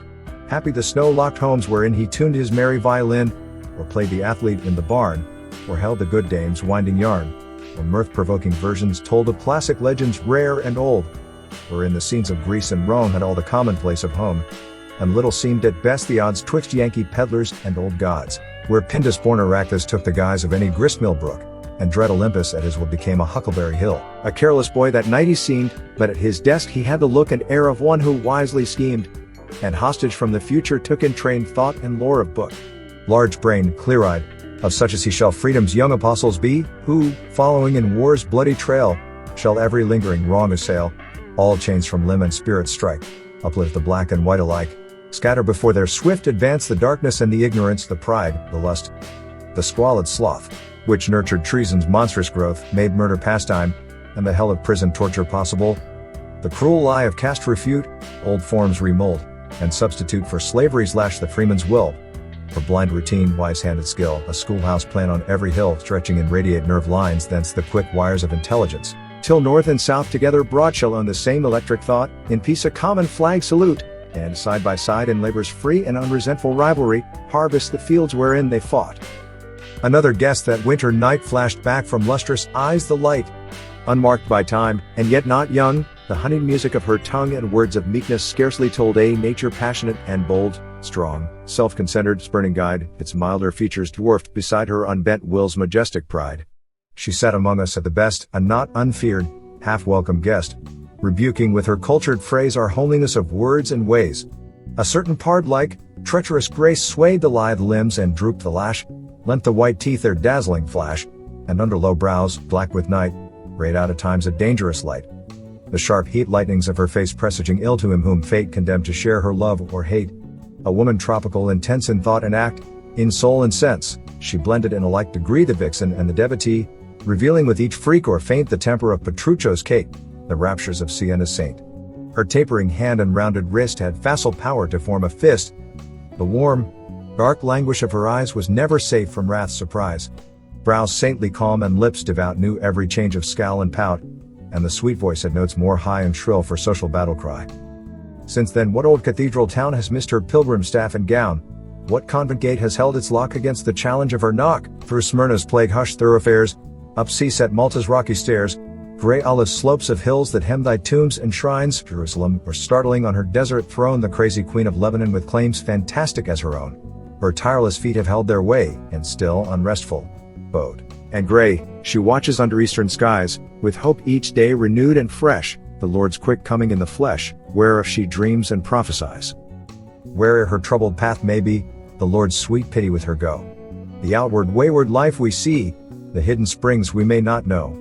Nor is it given us to discern what threads the fatal sisters spun, through what ancestral years has run the sorrow with the woman born, what forged her cruel chain of moods, what set her feet in solitudes, and held a love within her mute, what mingled madness in the blood, a lifelong discord and annoy, water of tears with oil of joy, and hid within the folded bud perversities of flower and fruit. It is not ours to separate the tangled skein of will and fate, to show what metes and bounds should stand upon the soul's debatable land, and between choice and providence divide the circle of events. But he who knows our frame is just, merciful and compassionate, and full of sweet assurances and hope, for all the language is, that he remembereth we are dust. At last the great logs, crumbling low, sent out a dull and duller glow. The bull's-eye watch that hung in view, ticking its weary circuit through, pointed with mutely warning sign its black hand to the hour of 9. That sign the pleasant circle broke. My uncle ceased his pipe to smoke, knocked from its bowl the refuse gray, and laid it tenderly away, then roused himself to safely cover the dull red brands with ashes over. And while, with care, our mother laid the work aside, her steps she stayed, one moment, seeking to express her grateful sense of happiness for food and shelter, warmth and health, and love's contentment more than wealth, with simple wishes, not the weak, vain prayers which no fulfillment seek, but such as warm the generous heart, or prompt to do with heaven its part, that none might lack that bitter night, for bread and clothing, warmth and light. Within our beds a while we heard the wind that round the gables roared, with now and then a ruder shock, which made our very bedsteads rock. We heard the loosened clapboards toast, the board nails snapping in the frost, and on us, through the unplastered wall, felt the light sifted snowflakes fall, but sleep stole on, as sleep will do when hearts are light and life is new. Faint and more faint the murmurs grew, till in the summer land of dreams they softened to the sound of streams, low stir of leaves, and dip of oars, and lapsing waves on quiet shores. Next morn we wakened with a shout of merry voices high and clear, and saw the teamsters drawing near to break the drifted highways out. Down the long hillside treading slow we saw the half-buried oxen go, shaking the snow from heads uptoast, their straining nostrils white with frost. Before our door the straggling train drew up, an added team to gain. The elders threshed their hands a cold past, with the cider mug their jokes from lip to lip. The younger folks down the loose snowbanks wrestling rolled, then toiled again the cavalcade o'er windy hill, through clogged ravine, and woodland paths that wound between low drooping pine boughs winter wade. From every barn a team afoot, at every house a new recruit, where, drawn by nature's subtlest law, happily the watchful young men saw sweet doorway pictures of the curls and curious eyes of merry girls, lifting their hands in mock defense against the snowball's compliments, and reading in each missive toast the charm with Eden never lost. We heard once more the sleigh bells sound, and, following where the teamsters led, the wise old doctor went his round, just pausing at our door to say, in the brief autocratic way of one who, prompt at duty's call, was free to urge her claim on all, that some poor neighbor sick abed at night our mother's aid would need. For, one in generous thought indeed, what mattered in the sufferer's sight the Quaker matron's inward light, the doctor's mail of Calvin's creed? All hearts confess the saints elect who, twain in faith, in love agree, and melt not in an acid sect the Christian pearl of charity. So days went on, a week had passed since the great world was heard from last. The almanac we studied or read and reread our little store of books and pamphlets, scarce a score, one harmless novel, mostly hid from younger eyes, oh forbid, and poetry, or good or bad. A single book was all we had, where Elwood's meek, drab-skirted muse, a stranger to the heathen nine, sang, with a somewhat nasal whine, the wars of David and the Jews. At last the floundering carrier bore the village paper to our door. Lo, broadening outward as we read, to warmer zones the horizon spread in panoramic length unrolled we saw the marvels that it told. Before us passed the painted creeks, and daft McGregor on his raids in Costa Rica's Everglades. And up Cheeto's winding slow road Ypsilanti's Maynooth Greeks, a Turk's head at each saddle bow. Welcome to us its week cold news, its corner for the rustic muse, its monthly gauge of snow and rain, its record, mingling in a breath the wedding bell and dirge of death, jest, anecdote, and lovelorn tale, the latest culprit sent to jail, its hue and cry of stolen and lost, its vendue sales and goods at cost, and traffic calling loud for gain. We felt the stir of hall and street, the pulse of life that round us beat. The chill embargo of the snow was melted in the genial glow. Wide swung again our ice-locked door, and all the world was ours once more. Clasp angel of the backward look and folded wings of ashen gray and voice of echoes far away, the brazen covers of thy book, the weird palimpsest old and vast, wherein thou hitst the spectral past, where, closely mingling, pale and glow the characters of joy and woe, the monographs of outlived years, or smile illumed or dim with tears, green hills of life that slope to death, and haunts of home, whose vistaed trees shade off to mournful cypresses with the white amaranths underneath. Even while I look, I can but heed the restless sand's incessant fall, importunate hours that hours succeed, each clamorous with its own sharp need, and duty keeping pace with all. Shut down and clasped with heavy lids, I hear again the voice that bids the dreamer leave his dream midway for larger hopes and graver fears. Life greatens in these later years, the century's aloe flowers today. Yet haply in some lull of life, some truce of God which breaks its strife, the worldling's eyes shall gather dew, dreaming in throngful city ways of winter joys his boyhood knew, and dear and early friends.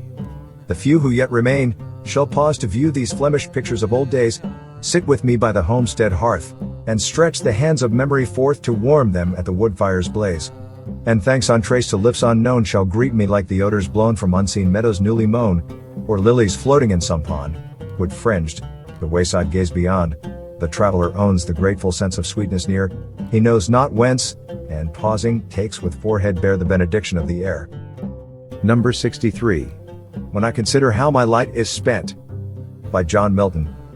When I consider how my light is spent, ere half my days in this dark world and wide, and that one talent which is death to hide lodged with me useless, though my soul more bent to serve therewith my Maker, and present my true account, lest he returning chide, doth God exact day labor, light denied? I fondly ask, but patience, to prevent that murmur, soon replies, God doth not need either man's work or his own gifts. Who best bear his mild yoke, they serve him best. His state is kingly, thousands at his bidding speed, and post o'er land and ocean without rest, they also serve who only stand and wait. Number 62. Love's Philosophy, by Percy Bysshe Shelley. The fountains mingle with the river and the rivers with the ocean, the winds of heaven mix forever with a sweet emotion, nothing in the world is single, all things by a law divine in one spirit meet and mingle. Why not I with thine? See the mountains kiss high heaven and the waves clasp one another, no sister flower would be forgiven if it disdained its brother, and the sunlight clasps the earth and the moonbeams kiss the sea. What is all this sweet work worth if thou kiss not me? Number 61. Birches, by Robert Frost. When I see birches bend to left and right across the lines of straighter darker trees, I like to think some boy's been swinging them. But swinging doesn't bend them down to stay. Ice storms do that. Often you must have seen them loaded with ice a sunny winter morning after a rain. They click upon themselves as the breeze rises, and turn many-colored as the stir cracks and crazes their enamel. Soon the sun's warmth makes them shed crystal shells shattering and avalanching on the snow crust. Such heaps of broken glass to sweep away you'd think the inner dome of heaven had fallen. They are dragged to the withered bracken by the load, and they seem not to break, though once they are bowed so low for long, they never right themselves. You may see their trunks arching in the woods years afterwards, trailing their leaves on the ground like girls on hands and knees that throw their hair before them over their heads to dry in the sun. But I was going to say, when truth broke in with all her matter-of-fact about the ice storm, now am I free to be poetical? I should prefer to have some boy bend them as he went out and in to fetch the cows, some boy too far from town to learn baseball, whose only play was what he found himself, summer or winter, and could play alone. One by one he subdued his father's trees by riding them down over and over again until he took the stiffness out of them, and not one but hung limp, not one was left for him to conquer. He learned all there was to learn about not launching out too soon and so not carrying the tree away clear to the ground.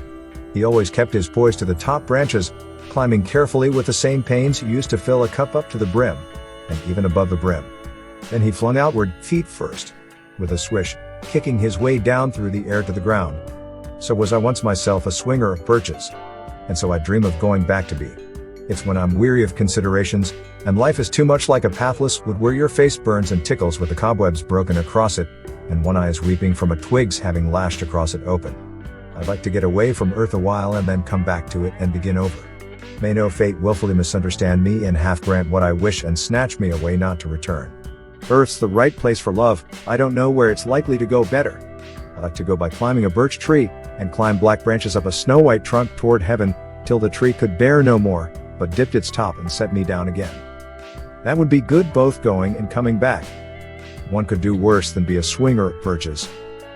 If you liked our selection, and want to develop your intellectual skills, or just to relax, please subscribe to our channel. youtube.com/AIReaders. And follow us.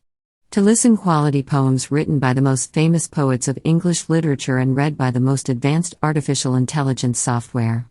Thank you. Number 60. Success is Counted Sweetest, by Emily Dickinson. Success is counted sweetest by those who ne'er succeed. To comprehend a nectar requires sorest need. Not one of all the purple host who took the flag today can tell the definition, so clear, of victory. As he, defeated, dying, on whose forbidden ear the distant strains of triumph break, agonized and clear. Number 59. To a Mouse. By Robert Burns. We sleek at cower and timorous beastie, oh, what a panic's in thy breastie. Thou need na start awa say hasty, why bicker and brattle? I wad be lithe to rin and chase thee, why murdering paddle? I'm truly sorry man's dominion has broken nature's social union, and justifies that ill opinion, which makes thee startle at me, thy poor, earth-born companion, and fellow mortal. I doubt na whiles, but thou may thieve, what then? Poor beastie thou maun live. A diamond acre in a thrave's a small request, I'll get a blessin' why the lave, and never miss tea. I behousie too, in ruin. It's silly was the winds are strewin'. And neathing now too big and new on, a foggage green, and bleak December's winds on sween, baith snell and keen. Thou saw the fields laid bare and waste, and weary winter comin' fast, and cozy here, beneath the blast, thou thought to dwell, till crash. The cruel coulter passed out thro' thy cell. That wee bit heap o' leaves and stibble has cost thee mony a weary nibble. Now thou's turned out, for thy trouble but house were hauled, with all the winter's sleety dribble, and crane rue called. But mousie, thou art no thy lane, in proving foresight may be vain, the best laid schemes o' mice and men gang aftigly, and leave us naught but grief and pain, for promised joy. Still thou art blessed, compard why me? The present only toucheth thee, but awk. I backward cast my eve on prospects drear, and forward though I canna see, I guess in fear. Number 58. A Poison Tree. By William Blake. I was angry with my friend, I told my wrath did end. I was angry with my foe, I told it not, my wrath did grow. And I watered it in fears night and morning with my tears, and I sunned it with smiles, and with soft deceitful wiles. And it grew both day and night, till it bore an apple bright, and my foe beheld it shine, and he knew that it was mine. And into my garden stole, when the night had veiled the pole, in the morning glad I see, my foe outstretched beneath the tree. Number 57. The Soldier. By Rupert Brooke.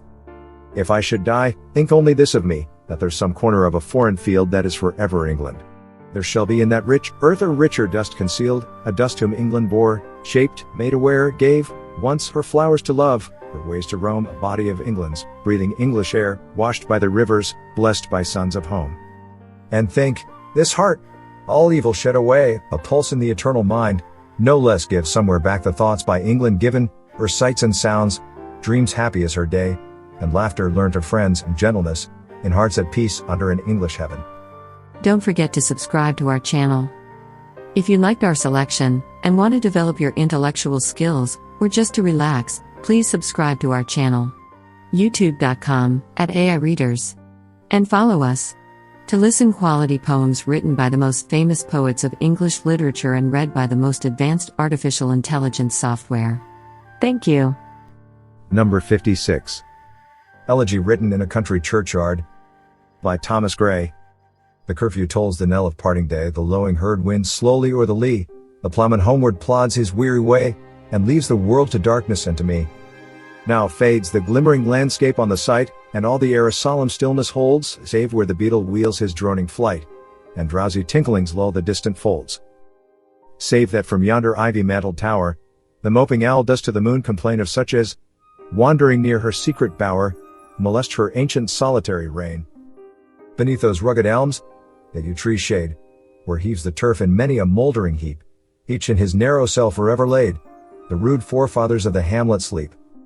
The breezy call of incense breathing morn, the swallow twittering from the straw-built shed, the cock's shrill clarion, or the echoing horn, no more shall rouse them from their lowly bed.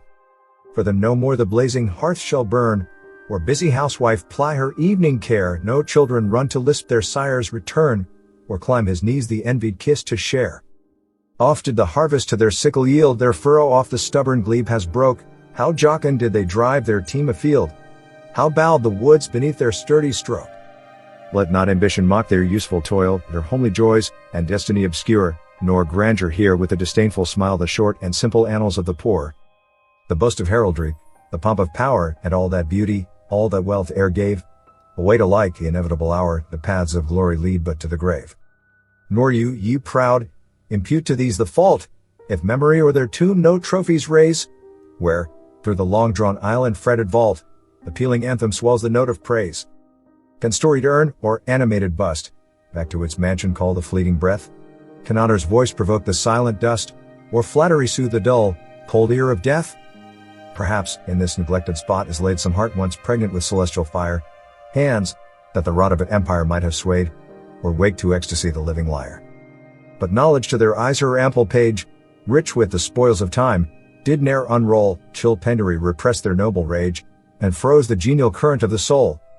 Full many a gem of purest ray serene, the dark, unfathomed caves of ocean bear, full many a flower is born to blush unseen, and waste its sweetness on the desert air. Some village Hampton, that, with dauntless breast, the little tyrant of his fields withstood, some mute, inglorious Milton here may rest, some Cromwell, guiltless of his country's blood, the applause of listening senates to command, the threats of pain and ruin to despise, to scatter plenty or a smiling land, and read their history in a nation's eyes. Their lot forbade nor circumscribed alone their growing virtues, but their crimes confined, forbade to wade through slaughter to a throne, and shut the gates of mercy on mankind. The struggling pangs of conscious truth to hide, to quench the blushes of ingenuous shame, or heap the shrine of luxury and pride, with incense kindled at the muse's flame. Far from the madding crowd's ignoble strife, their sober wishes never learned to stray along the cool, sequestered vale of life. They kept the noiseless tenor of their way. Yet even these bones, from insult to protect, some frail memorial still erected nigh, with uncouth rhymes and shapeless sculpture decked, implores the passing tribute of a sigh. Their name, their years, spelt by the unlettered muse, the place of fame and elegy supply, and many a holy text around she strews, that teach the rustic moralist to die. For who, to dumb forgetfulness a prey, this pleasing, anxious being ere resigned, left the warm precincts of the cheerful day, nor cast one longing, lingering look behind? On some fond breast the parting soul relies, some pious drops the closing eye requires, e'en from the tomb the voice of nature cries, e'en in our ashes live their wonted fires. For thee who, mindful of the unhonored dead, dost in these lines their artless tale relate, if chance, by lonely contemplation led, some kindred spirit shall inquire thy fate. Haply some hoary-headed swain may say, oft have we seen him at the peep of dawn brushing, with hasty step, dews away, to meet the sun upon the upland lawn. There, at the foot of yonder nodding beech, that wreathes its old, fantastic roots so high, his listless length at noontide would he stretch, and pour upon the brook that babbles by. Hard by yon wood, now smiling as in scorn, muttering his wayward fancies, he would rove, now drooping woeful wan, like one forlorn, or crazed with care, or crossed in hopeless love. One morn, I missed him on the customed hill, along the heath, and near his favorite tree, another came, nor yet beside the rill, nor up the lawn, nor at the wood was he.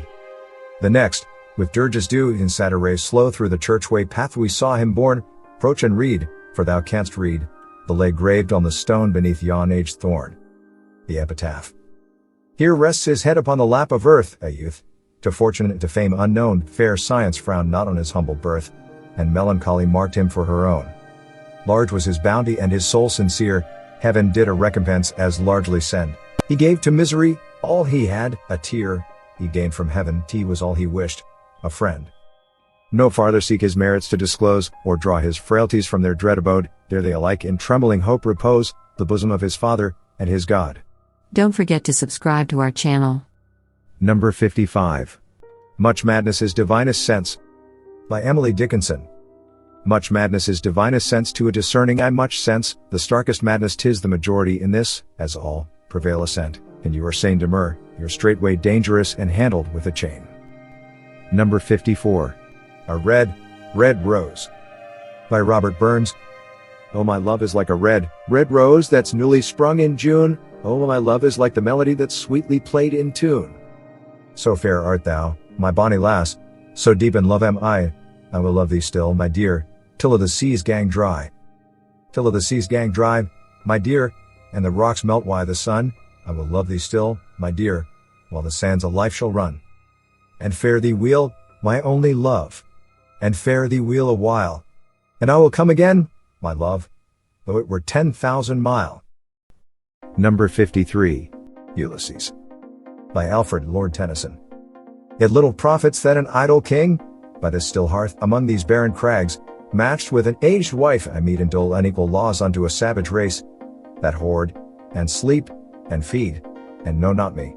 I cannot rest from travel, I will drink life to the lees, all times I have enjoyed greatly, have suffered greatly, both with those that loved me, and alone, on shore, and when through scudding drifts the rainy Hyades vex the dim sea, I'm become a name, for always roaming with a hungry heart much have I seen and known. Cities of men and manners, climates, councils, governments, myself not least, but honored of them all, and drunk delight of battle with my peers, far on the ringing plains of windy Troy. I am a part of all that I have met, yet all experience is an arch wherethrough gleams that untraveled world whose margin fades forever and forever when I move. How dull it is to pause, to make an end, to rust unburnished, not to shine in use. As though to breathe were life. Life piled on life were all too little, and of one to me little remains. But every hour is saved from that eternal silence something more, a bringer of new things. And violet were for some 3 suns to store and hoard myself, and this grey spirit yearning in desire to follow knowledge like a sinking star, beyond the utmost bound of human thought. This is my son, mine own Telemachus, to whom I leave the scepter and the isle, well loved of me, discerning to fulfill this labor, by slow prudence to make mild a rugged people, and through soft degrees subdue them to the useful and the good. Most blameless is he, centered in the sphere of common duties, decent not to fail in offices of tenderness, and pay meet adoration to my household gods, when I am gone.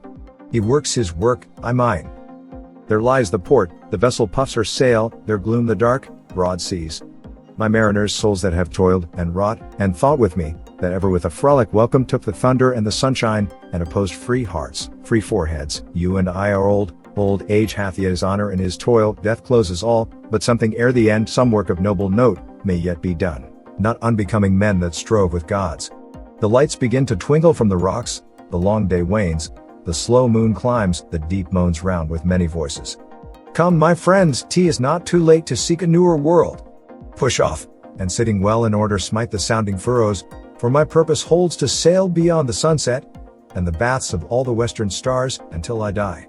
It may be that the gulfs will wash us down, it may be we shall touch the happy isles, and see the great Achilles, whom we knew. Though much is taken, much abides, and though we are not now that strength which in old days moved earth and heaven, that which we are, one equal temper of heroic hearts, made weak by time and fate, but strong in will to strive, to seek, to find, and not to yield. Don't forget to subscribe to our channel. Number 52. Holy Sonnet 10, Death, Be Not Proud. By John Donne. Death, be not proud, though some have called thee mighty and dreadful, for thou art not so. For those whom thou think'st thou dost overthrow die not, poor death, nor yet canst thou kill me. From rest and sleep, which but thy pictures be, much pleasure, and from thee much more must flow, and soonest our best men with thee do go, rest of their bones, and soul's delivery.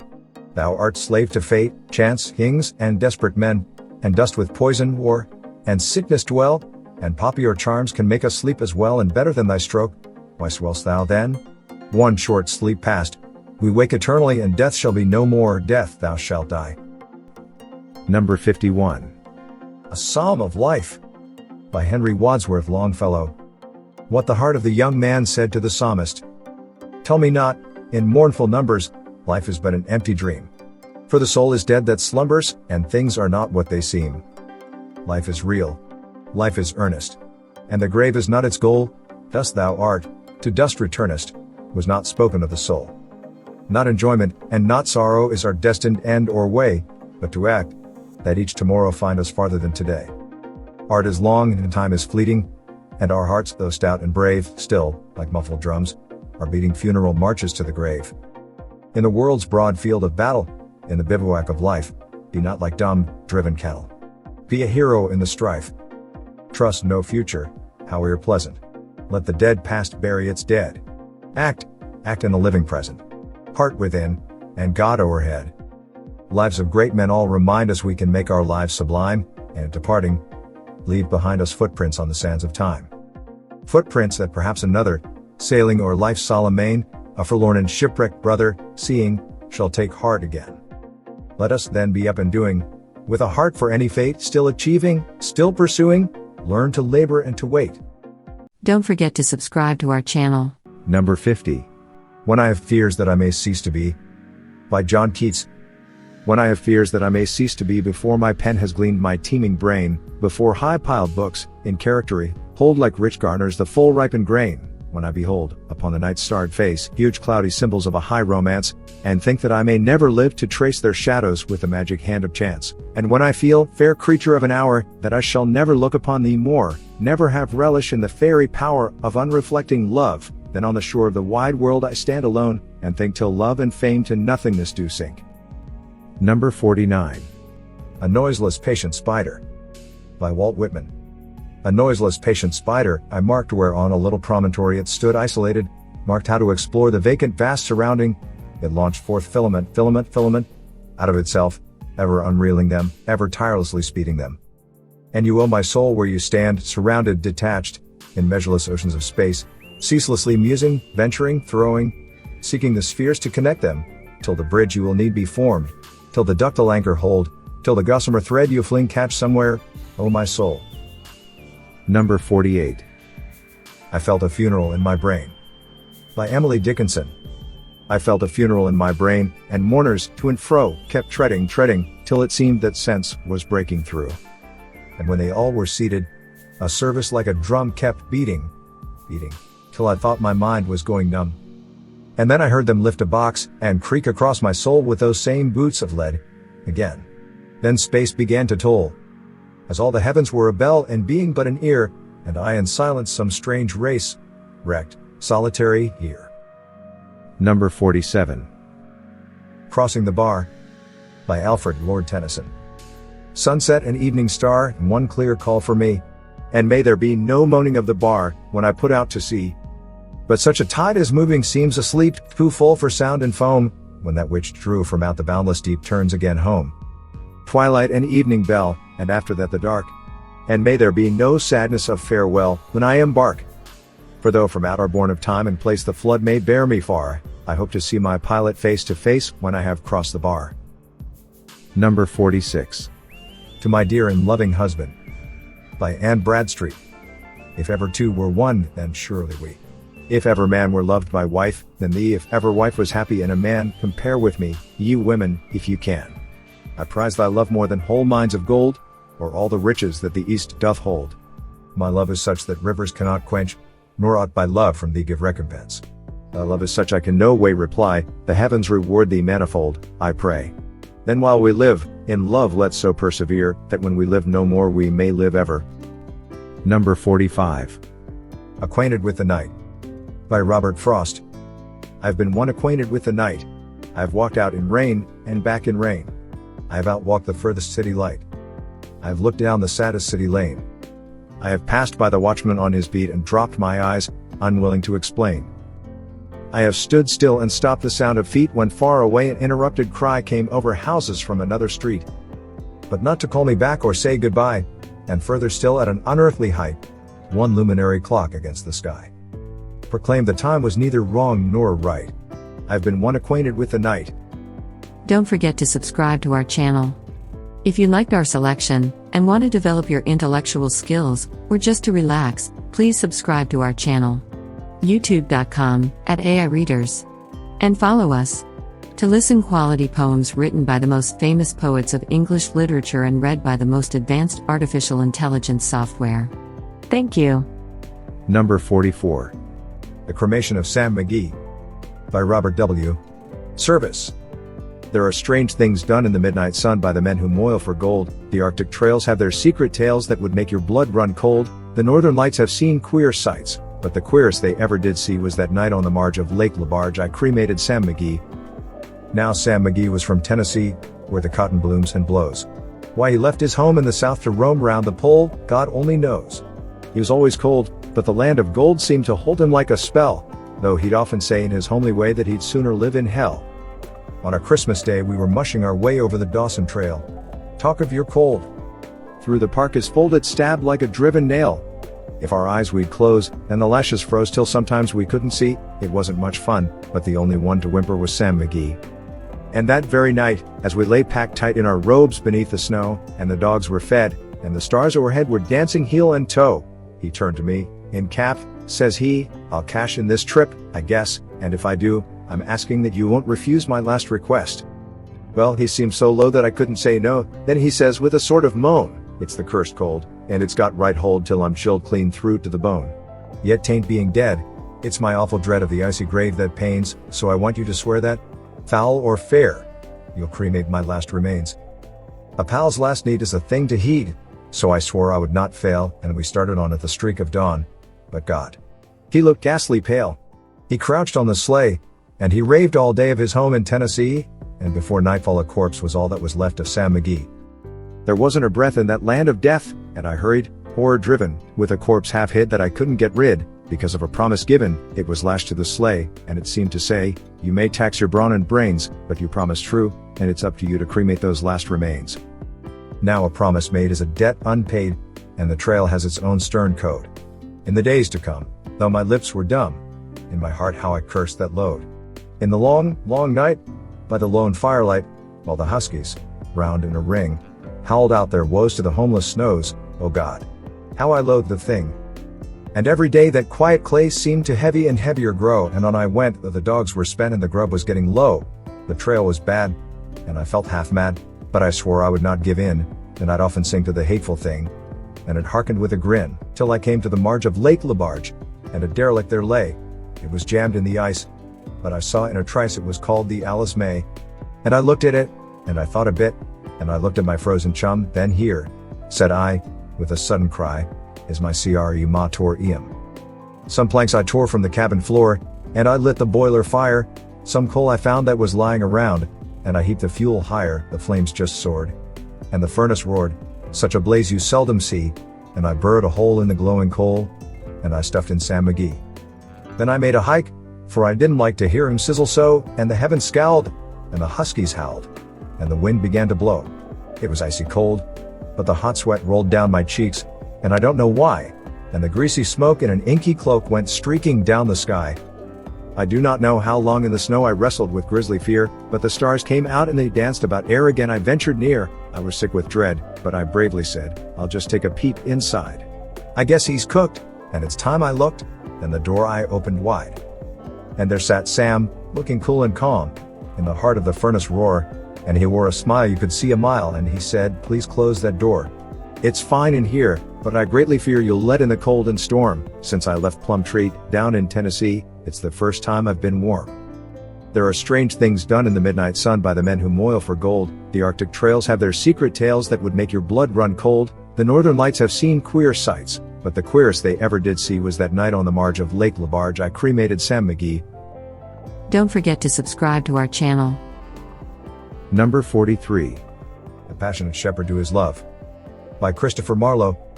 Come live with me and be my love, and we will all the pleasures prove, that valleys, groves, hills, and fields, woods, or steepy mountain yields. And we will sit upon the rocks, seeing the shepherds feed their flocks, by shallow rivers to whose falls melodious birds sing madrigals. And I will make thee beds of roses and 1,000 fragrant posies, a cap of flowers, and a kirtle embroidered all with leaves of myrtle.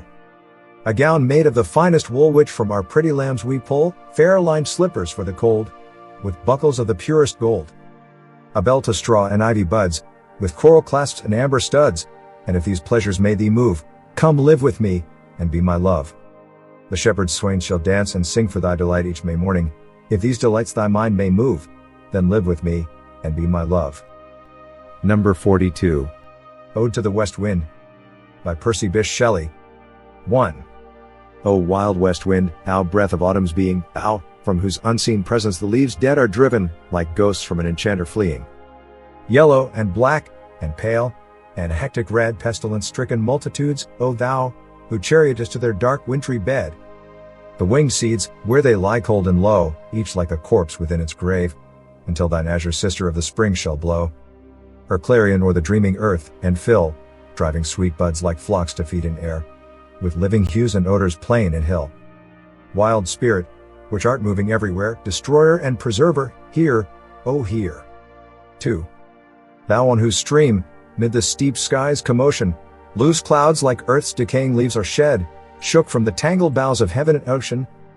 Angels of rain and lightning, there are spread on the blue surface of thine airy surge, like the bright hair uplifted from the head of some fierce Maenad, even from the dim verge of the horizon to the zenith's height, the locks of the approaching storm.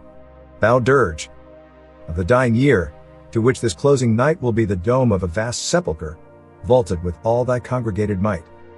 Of vapors, from whose solid atmosphere black rain, and fire, and hail will burst, O hear.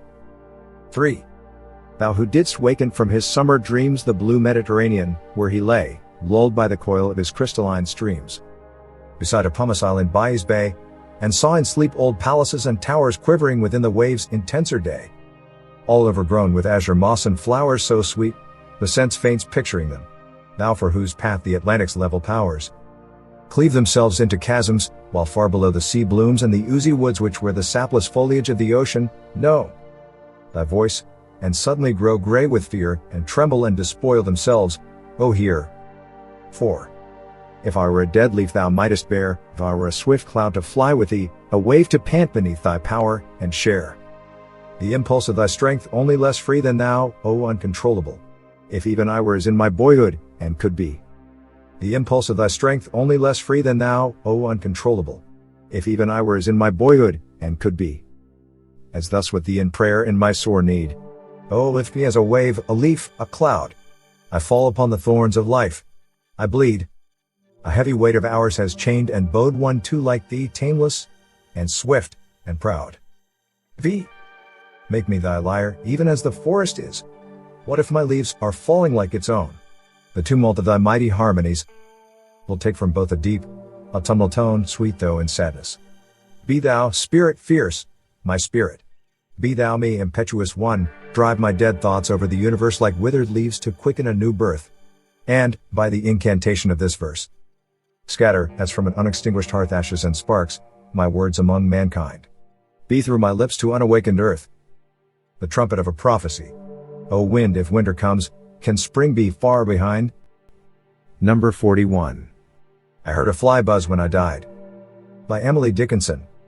I heard a fly buzz when I died, the stillness round my form was like the stillness in the air between the heaves of storm. The eyes beside had wrung them dry, and breaths were gathering sure for that last onset, when the king be witnessed in his power. I willed my keepsakes, signed away what portion of me I could make assignable, and then there interposed a fly, with blue, uncertain, stumbling buzz, between the light and me, and then the windows failed, and then I could not see to see. If you liked our selection, and want to develop your intellectual skills, or just to relax, please subscribe to our channel, youtube.com/AIReaders, and follow us to listen quality poems written by the most famous poets of English literature and read by the most advanced artificial intelligence software. Thank you.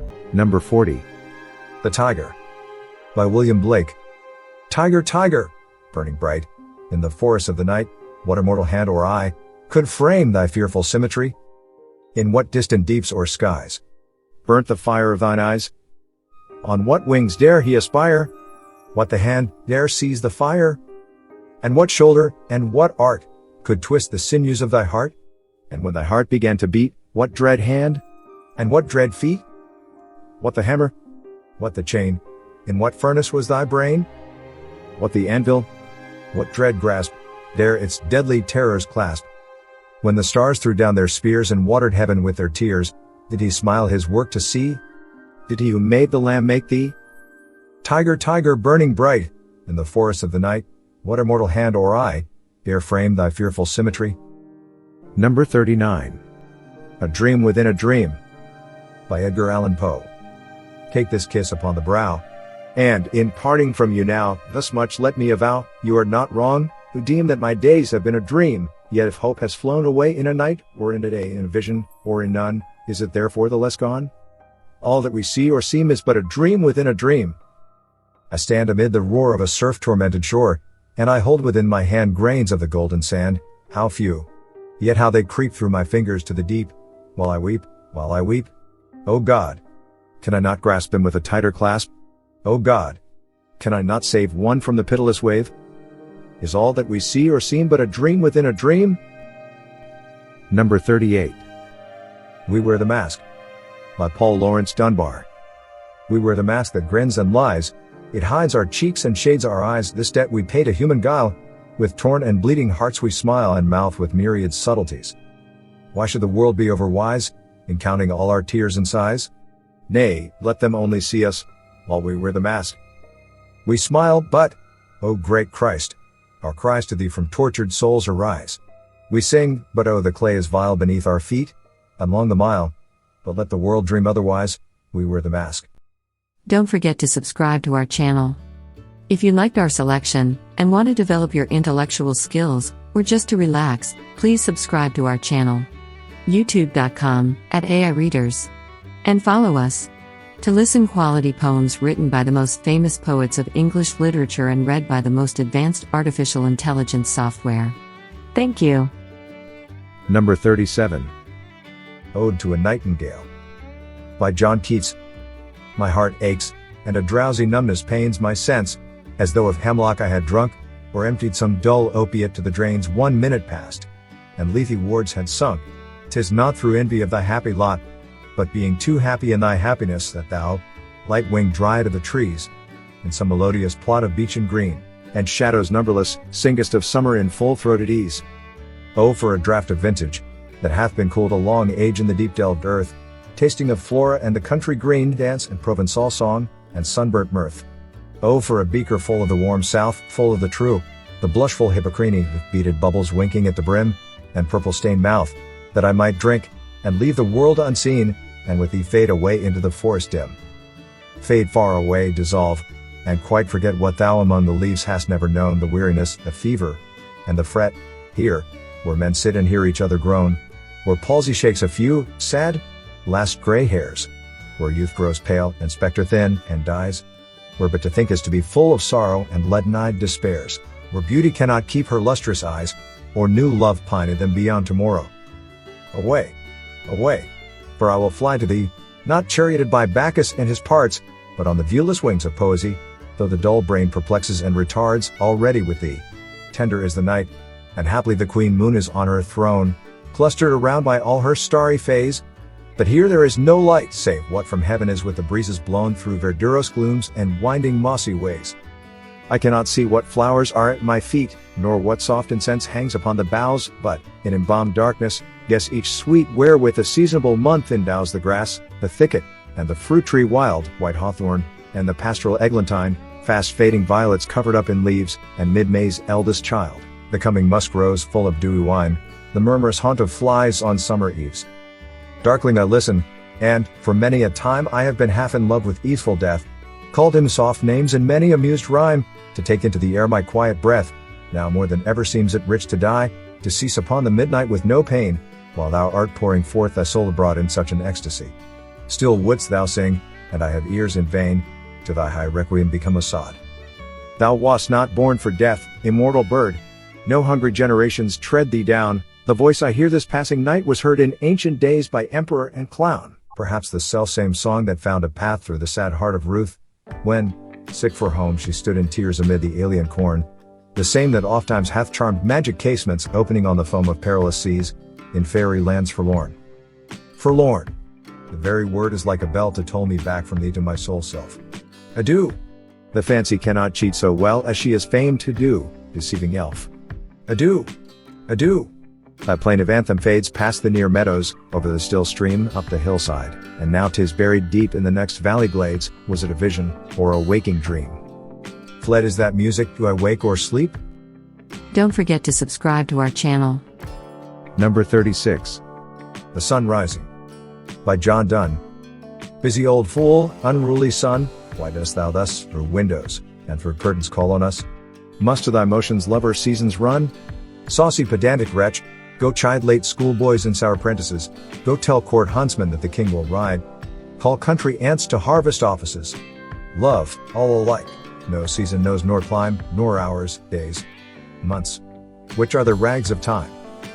A beam so reverend and strong, why shouldst thou think I could eclipse and cloud them with a wink, but that I would not lose her sight so long if her eyes have not blinded thine?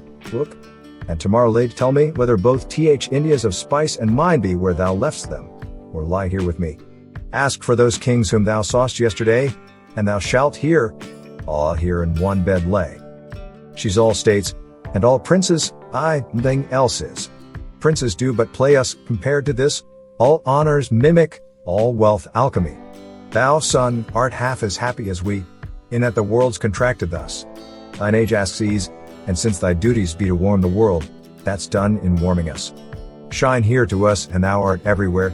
This bed thy center is, these walls thy sphere. Number 35. Mending Wall by Robert Frost. Something there is that doesn't love a wall, that sends the frozen ground swell under it, and spills the upper boulders in the sun, and makes gaps even two can pass abreast. The work of hunters is another thing. I have come after them and made repair where they have left not one stone on a stone, but they would have the rabbit out of hiding, to please the yelping dogs. The gaps I mean, no one has seen them made or heard them made, but at spring mending time we find them there. I let my neighbor know beyond the hill, and on a day we meet to walk the line and set the wall between us once again. We keep the wall between us as we go, to each the boulders that have fallen to each, and some are loaves and some so nearly balls we have to use a spell to make them balance. Stay where you are until our backs are turned. We wear our fingers rough with handling them. Oh, just another kind of outdoor game, one on a side. It comes to little more. There where it is we do not need the wall. He is all pine and I am apple orchard. My apple trees will never get across and eat the cones under his pines, I tell him.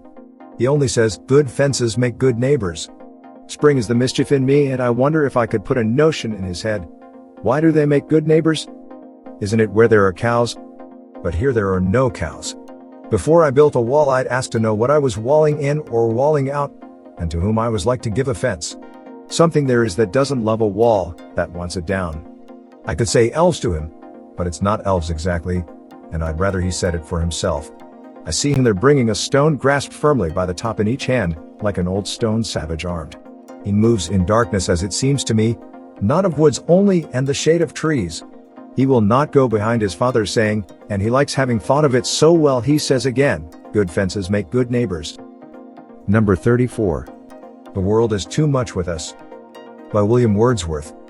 The world is too much with us, late and soon, getting and spending, we lay waste our powers, little we see in nature that is ours. We have given our hearts away, a sordid boon.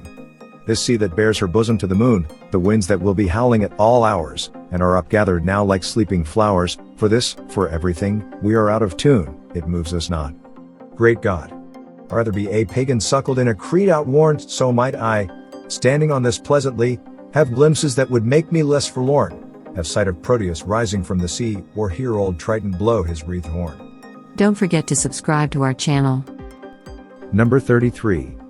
The New Colossus by Emma Lazarus. Not like the brazen giant of Greek fame, with conquering limbs astride from land to land, here at our sea-washed, sunset gates shall stand a mighty woman with a torch, whose flame is the imprisoned lightning, and her name mother of exiles. From her beacon hand glows worldwide welcome, her mild eyes command the air-bridged harbor that twin cities frame. Keep, ancient lands, your storied pomp, cries she with silent lips. Give me your tired, your poor, your huddled masses yearning to breathe free, the wretched refuse of your teeming shore. Send these the homeless tempest toast to me, I lift my lamp beside the golden door. Number 32. The Highwayman by Alfred Noyes. Part 1. 1. The wind was a torrent of darkness among the gusty trees. The moon was a ghostly galleon tossed upon cloudy seas. The road was a ribbon of moonlight over the purple moor, and the highwayman came riding, the highwayman came riding, up to the old inn door. 2.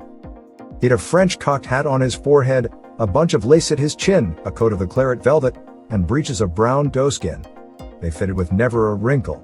His boots were up to the thigh. And he rode with a jeweled twinkle, his pistol butts a twinkle, his rapier hilt a twinkle, under the jeweled sky. 3.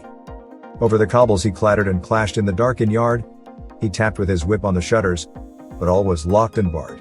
He whistled a tune to the window, and who should be waiting there but the landlord's black-eyed daughter, Bess, the landlord's daughter, plaiting a dark red love knot into her long black hair. 4. And dark in the dark old inn yard a stable wicket creaked where Tim the ostler listened.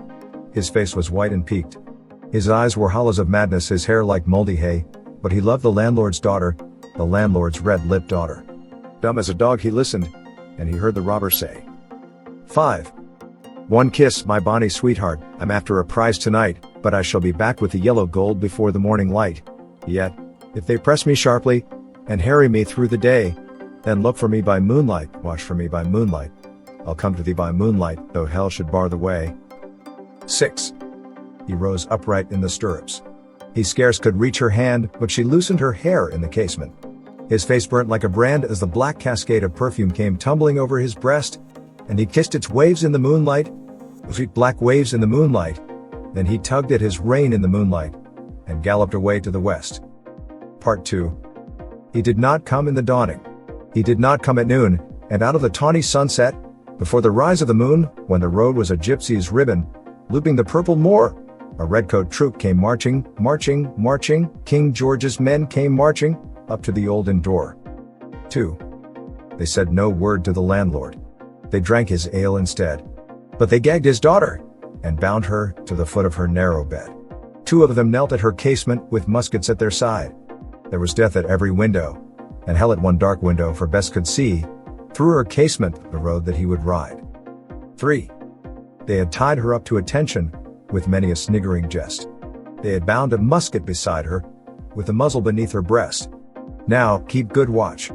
And they kissed her. She heard the doomed man say, look for me by moonlight. Watch for me by moonlight. I'll come to thee by moonlight, though hell should bar the way. 4. She twisted her hands behind her, but all the knots held good. She writhed her hands till her fingers were wet with sweat or blood.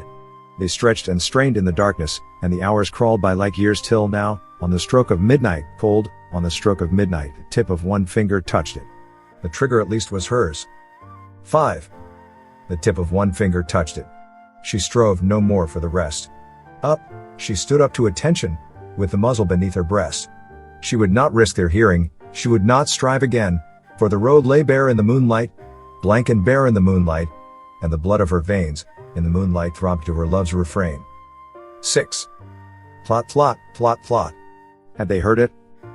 The horse hoofs ringing clear, plot, plot, plot, plot, in the distance? Were they deaf that they did not hear? Down the ribbon of moonlight, over the brow of the hill, the highwaymen came riding, riding, riding. The red coats looked to their priming. She stood up, straight and still. 7. Plot, plot, in the frosty silence. Plot, plot, in the echoing night. Nearer he came and nearer. Her face was like a light. Her eyes grew wide for a moment. She drew one last deep breath. Then her finger moved in the moonlight. Her musket shattered the moonlight, shattered her breast in the moonlight, and warned him with her death. 8. He turned. He spurred to the west. He did not know who stood bowed, with her head or the musket, drenched with her own blood. Not till the dawn he heard it, and his face grew gray to hear how Bess, the landlord's daughter, the landlord's black-eyed daughter, had watched for her love in the moonlight and died in the darkness there. 9. Back he spurred like a madman, shrieking a curse to the sky, with the white road smoking behind him and his rapier brandished high. Blood red were his spurs in the golden noon, wine red was his velvet coat, when they shot him down on the highway, down like a dog on the highway, and he lay in his blood on the highway, with a bunch of lace at his throat. 10. And still of a winter's night, they say, when the wind is in the trees, when the moon is a ghostly galleon tossed upon cloudy seas, when the road is a ribbon of moonlight over the purple moor, a highwayman comes riding, riding, riding, a highwayman comes riding, up to the old inn door. 11. Over the cobbles he clatters and clangs in the dark inn yard. He taps with his whip on the shutters, but all is locked and barred. He whistles a tune to the window, and who should be waiting there but the landlord's black-eyed daughter, Bess, the landlord's daughter, plaiting a dark red love knot into her long black hair. Number 31. John Barleycorn, by Robert Burns. There was 3 kings into the east, 3 kings both great and high, they hae sworn a solemn oath John Barleycorn should die. They took a plough and ploughed him down, put clods upon his head, and they hae sworn a solemn oath John Barleycorn was dead. But the cheerful spring came kindly on, and showers began to fall. John Barleycorn got up again, and sore surprised them all. The sultry sons of summer came, and he grew thick and strong, his head well armed wide-pointed spears, that no one should him wrong. The sober autumn entered mild, when he grew wan and pale. His bending joints and drooping head showed he began to fail. His color sickened more and more, he faded into age, and then his enemies began to show their deadly rage. They've tied a weapon, long and sharp, and cut him by the knee, then tied him fast upon a cart, like a rogue for forgery. They laid him down upon his back, and cudgeled him full sore. They hung him up before the storm, and turned him o'er and o'er. They filled up a darksome pit with water to the brim, they heaved in John Barleycorn, there let him sink or swim.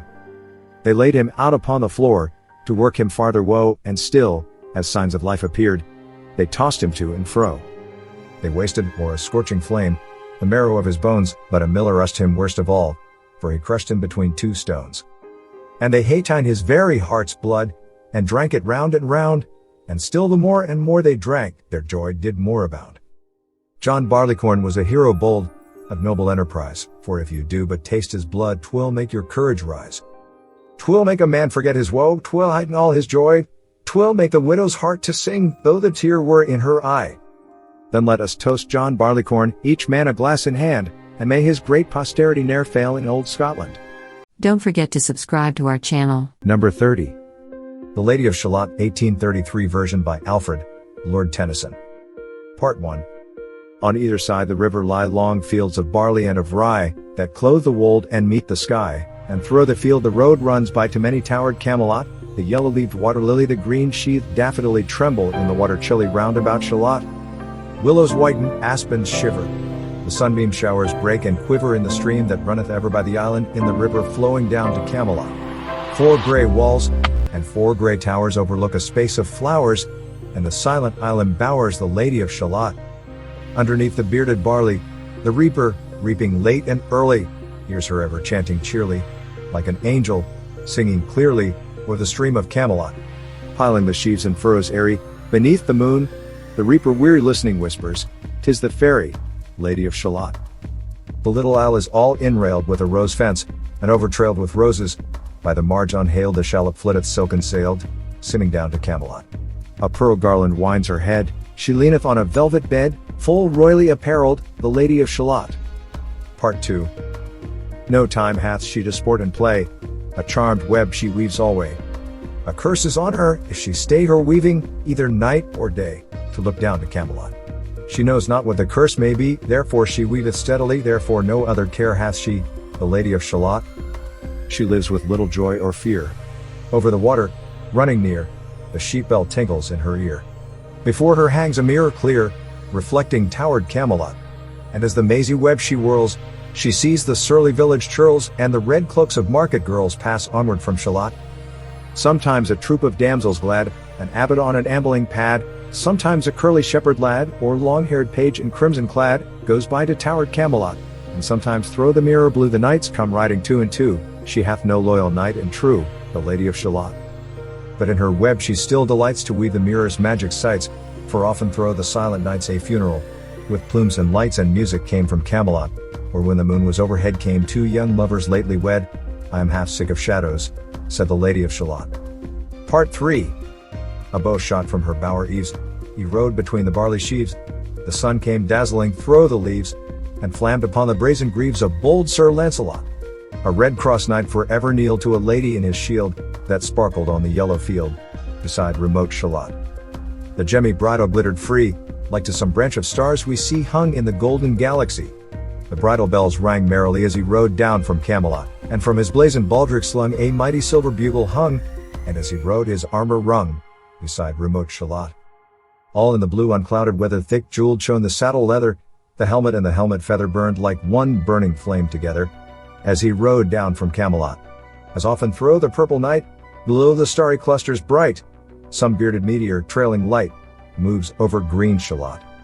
His broad clear brow in sunlight glowed, on burnished hooves his warhorse trode, from underneath his helmet flowed his coal-black curls as he rode down from Camelot. From the bank and from the river he flashed into the crystal mirror, Tira-lira, tira-lira, sang Sir Lancelot. She left the web, she left the loom, she made 3 paces through the room, she saw the water flower bloom, she saw the helmet and the plume, she looked down to Camelot. Out flew the web and floated wide, the mirror cracked from side to side, the curse has come upon me, cried the Lady of Shalott. Part 4. In the stormy east wind straining, the pale yellow woods were waning, the broad stream in his banks complaining, heavily the low sky raining over towered Camelot. Outside the isle a shallow boat beneath a willow lay afloat. Below the carven stern she wrote, the Lady of Shalott. A cloud-white crown of pearl she dyed, all raimented in snowy white that loosely flew, her zone in sight clasped with one blinding diamond bright, her wide eyes fixed on Camelot. Though the squally east wind keenly blew, with folded arms serenely by the water stood the queenly Lady of Shalott. With a steady stony glance like some bold seer in a trance, beholding all his own mischance, mute, with a glassy countenance, she looked down to Camelot. It was the closing of the day, she loosed the chain, and down she lay, the broad stream bore her far away, the Lady of Shalott. As went to sailors while they roam, by creeks and outfalls far from home, rising and dropping with the foam, from dying swans wild warblings come, blown shoreward, so to Camelot still as the boat head wound along the willowy hills and fields among, they heard her chanting her death song, the Lady of Shalott. A long-drawn carol, mournful, holy, she chanted loudly, chanted lowly, till her eyes were dark and holy, and her smooth face sharpened slowly, turned to towered Camelot, for ere she reached upon the tide the first house by the waterside, singing in her song she died, the Lady of Shalott. Under tower and balcony, by garden wall and gallery, a pale, pale corpse she floated by, dead cold. Between the houses high, dead in towered Camelot. Knight and burgher, lord and dame, to the planked wharfage came, below the stern they read her name, the Lady of Shalott. They crossed themselves, their stars they blessed, knight, minstrel, abbot, squire, and guest. There lay a parchment on her breast, that puzzled more than all the rest, the well-fed wits of Camelot. The web was woven curiously, the charm is broken utterly, draw near and fear not, this is I, the Lady of Shalott. If you liked our selection, and want to develop your intellectual skills, or just to relax, please subscribe to our channel. youtube.com/AI Readers. And follow us. To listen quality poems written by the most famous poets of English literature and read by the most advanced artificial intelligence software. Thank you. Number 29. Fire and Ice. By Robert Frost. Some say the world will end in fire, some say in ice. From what I've tasted of desire I hold with those who favor fire. But if it had to perish twice, I think I know enough of hate to say that for destruction ice is also great and would suffice.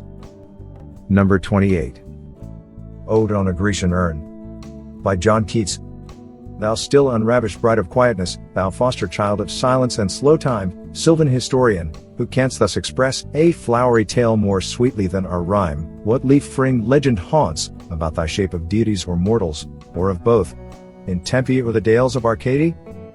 What men or gods are these? What maidens loath?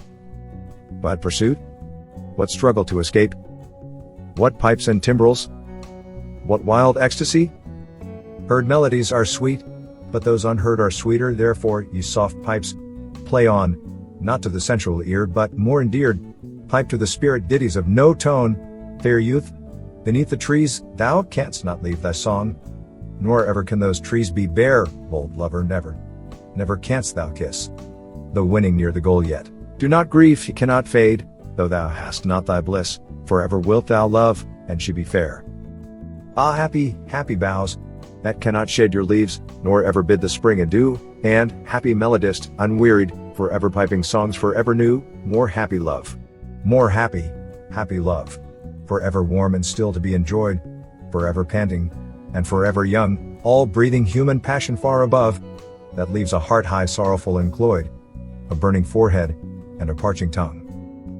Who are these coming to the sacrifice? To what green altar, O mysterious priest, lett'st thou that heifer lowing at the skies, and all her silken flanks with garlands dressed? What little town by river or seashore, or mountain built with peaceful citadel, is emptied of this folk, this pious morn? And, little town, thy streets forevermore will silent be, and not a soul to tell why thou art desolate, can e'er return. O Attic shape, fair attitude, with breed of marble men and maidens overwrought, with forest branches and the trodden weed, thou silent form, dost tease us out of thought as doth eternity, cold pastoral. When old age shall this generation waste, thou shalt remain, in midst of other woe than ours, a friend to man, to whom thou say'st street beauty is truth, truth beauty, that is all ye know on earth and all ye need to know. Don't forget to subscribe to our channel. Number 27. Thanatopsis. By William Cullen Bryant. To him who in the love of nature holds communion with her visible forms, she speaks a various language, for his gayer hours she has a voice of gladness, and a smile and eloquence of beauty, and she glides into his darker musings, with a mild and healing sympathy, that steals away their sharpness, ere he is aware, when thoughts of the last bitter hour come like a blight over thy spirit, and sad images of the stern agony, and shroud, and pall, and breathless darkness, and the narrow house, make thee to shudder, and grow sick at heart, go forth, under the open sky, and list to nature's teachings, while from all around, earth and her waters, and the depths of air, comes a still voice, yet a few days, and the all-beholding sun shall see no more in all his course, nor yet in the cold ground, where thy pale form was laid with many tears, nor in the embrace of ocean shall exist thy image. Earth, that nourished thee, shall claim thy growth, to be resolved to earth again, and lost each human trace, surrendering up thine individual being, shalt thou go to mix forever with the elements, to be a brother to the insensible rock and to the sluggish clod, which the rude swain turns with his share, and treads upon. The oak shall send his roots abroad, and pierce thy mold. Yet not to thine eternal resting place shalt thou retire alone, nor couldst thou wish couch more magnificent. Thou shalt lie down with patriarchs of the infant world, with kings, the powerful of the earth, the wise, the fair forms, and hoary seers of ages past, all in one mighty sepulchre.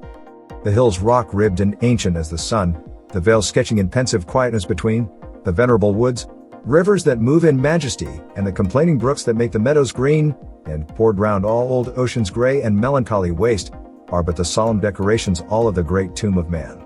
The golden sun, the planets, all the infinite host of heaven, are shining on the sad abodes of death, through the still lapse of ages. All that tread the globe are but a handful to the tribes that slumber in its bosom. Take the wings of morning, and the Barcan desert pierce, or lose thyself in the continuous woods where rolls the Oregon, and hears no sound, save his own dashings, yet the dead are there, millions in those solitudes, since first the flight of years began, have laid them down in their last sleep, the dead reign there alone. So shalt thou rest, and what if thou withdraw unheeded by the living, and no friend take note of thy departure? All that breathe will share thy destiny, the gay will laugh when thou art gone, the solemn brood of care plod on, and each one as before will chase his favorite phantom, yet all these shall leave their mirth and their employments, and shall come, and make their bed with thee. As the long train of ages glide away, the sons of men, the youth in life's green spring, and he who goes in the full strength of years, matron and maid, and the sweet babe, and the gray-headed man, shall one by one be gathered to thy side, by those who in their turn shall follow them. So live, and when thy summons comes to join the innumerable caravan that moves to that mysterious realm, where each shall take his chamber in the silent halls of death, thou go not, like the quarry slave at night, scourged to his dungeon, but sustained and soothed by an unfaltering trust, approach thy grave, like one who wraps the drapery of his couch about him, and lies down to pleasant dreams. Number 26. The Charge of the Light Brigade, by Alfred, Lord Tennyson. Half a league, half a league, half a league onward, all in the valley of death rode the 600. Forward, the Light Brigade. Charge for the guns, he said. Into the valley of death rode the 600. Forward, the Light Brigade. Was there a man dismayed? Not though the soldier knew someone had blundered. Theirs not to make reply, theirs not to reason why, theirs but to do and die. Into the valley of death rode the 600. Cannon to right of them, cannon to left of them, cannon in front of them volleyed and thundered, stormed it with shot and shell. Boldly they rode and well, into the jaws of death, into the mouth of hell rode the 600. Flashed all their sabers bare, flashed as they turned in air, sabering the gunners there, charging an army, while all the world wondered. Plunged in the battery smoke right through the line they broke, Cossack and Russian reeled from the saber stroke, shattered and sundered. Then they rode back, but not the 600. Cannon to right of them, cannon to left of them, cannon behind them volleyed and thundered, stormed it with shot and shell, while horse and hero fell. They that had fought so well came through the jaws of death, back from the mouth of hell, all that was left of them, left of 600. When can their glory fade? Oh, the wild charge they made! All the world wondered. Honor the charge they made. Honor the Light Brigade, noble 600. Number 25. Dover Beach, by Matthew Arnold. The sea is calm tonight. The tide is full, the moon lies fair upon the straits, on the French coast the light gleams and is gone. The cliffs of England stand, glimmering and vast, out in the tranquil bay. Come to the window, sweet is the night air. Only, from the long line of spray where the sea meets the moon-blanched land, listen. You hear the grating roar of pebbles which the waves draw back, and fling, at their return, up the high strand, begin, cease, and then again begin, with tremulous cadence slow, and bring the eternal note of sadness in. Sophocles long ago heard it on the Aegean, and it brought into his mind the turbid ebb and flow of human misery. We find also in the sound of thought, hearing it by this distant northern sea. The sea of faith was once, who, at the full, and round earth's shore lay like the folds of a bright girdle furled.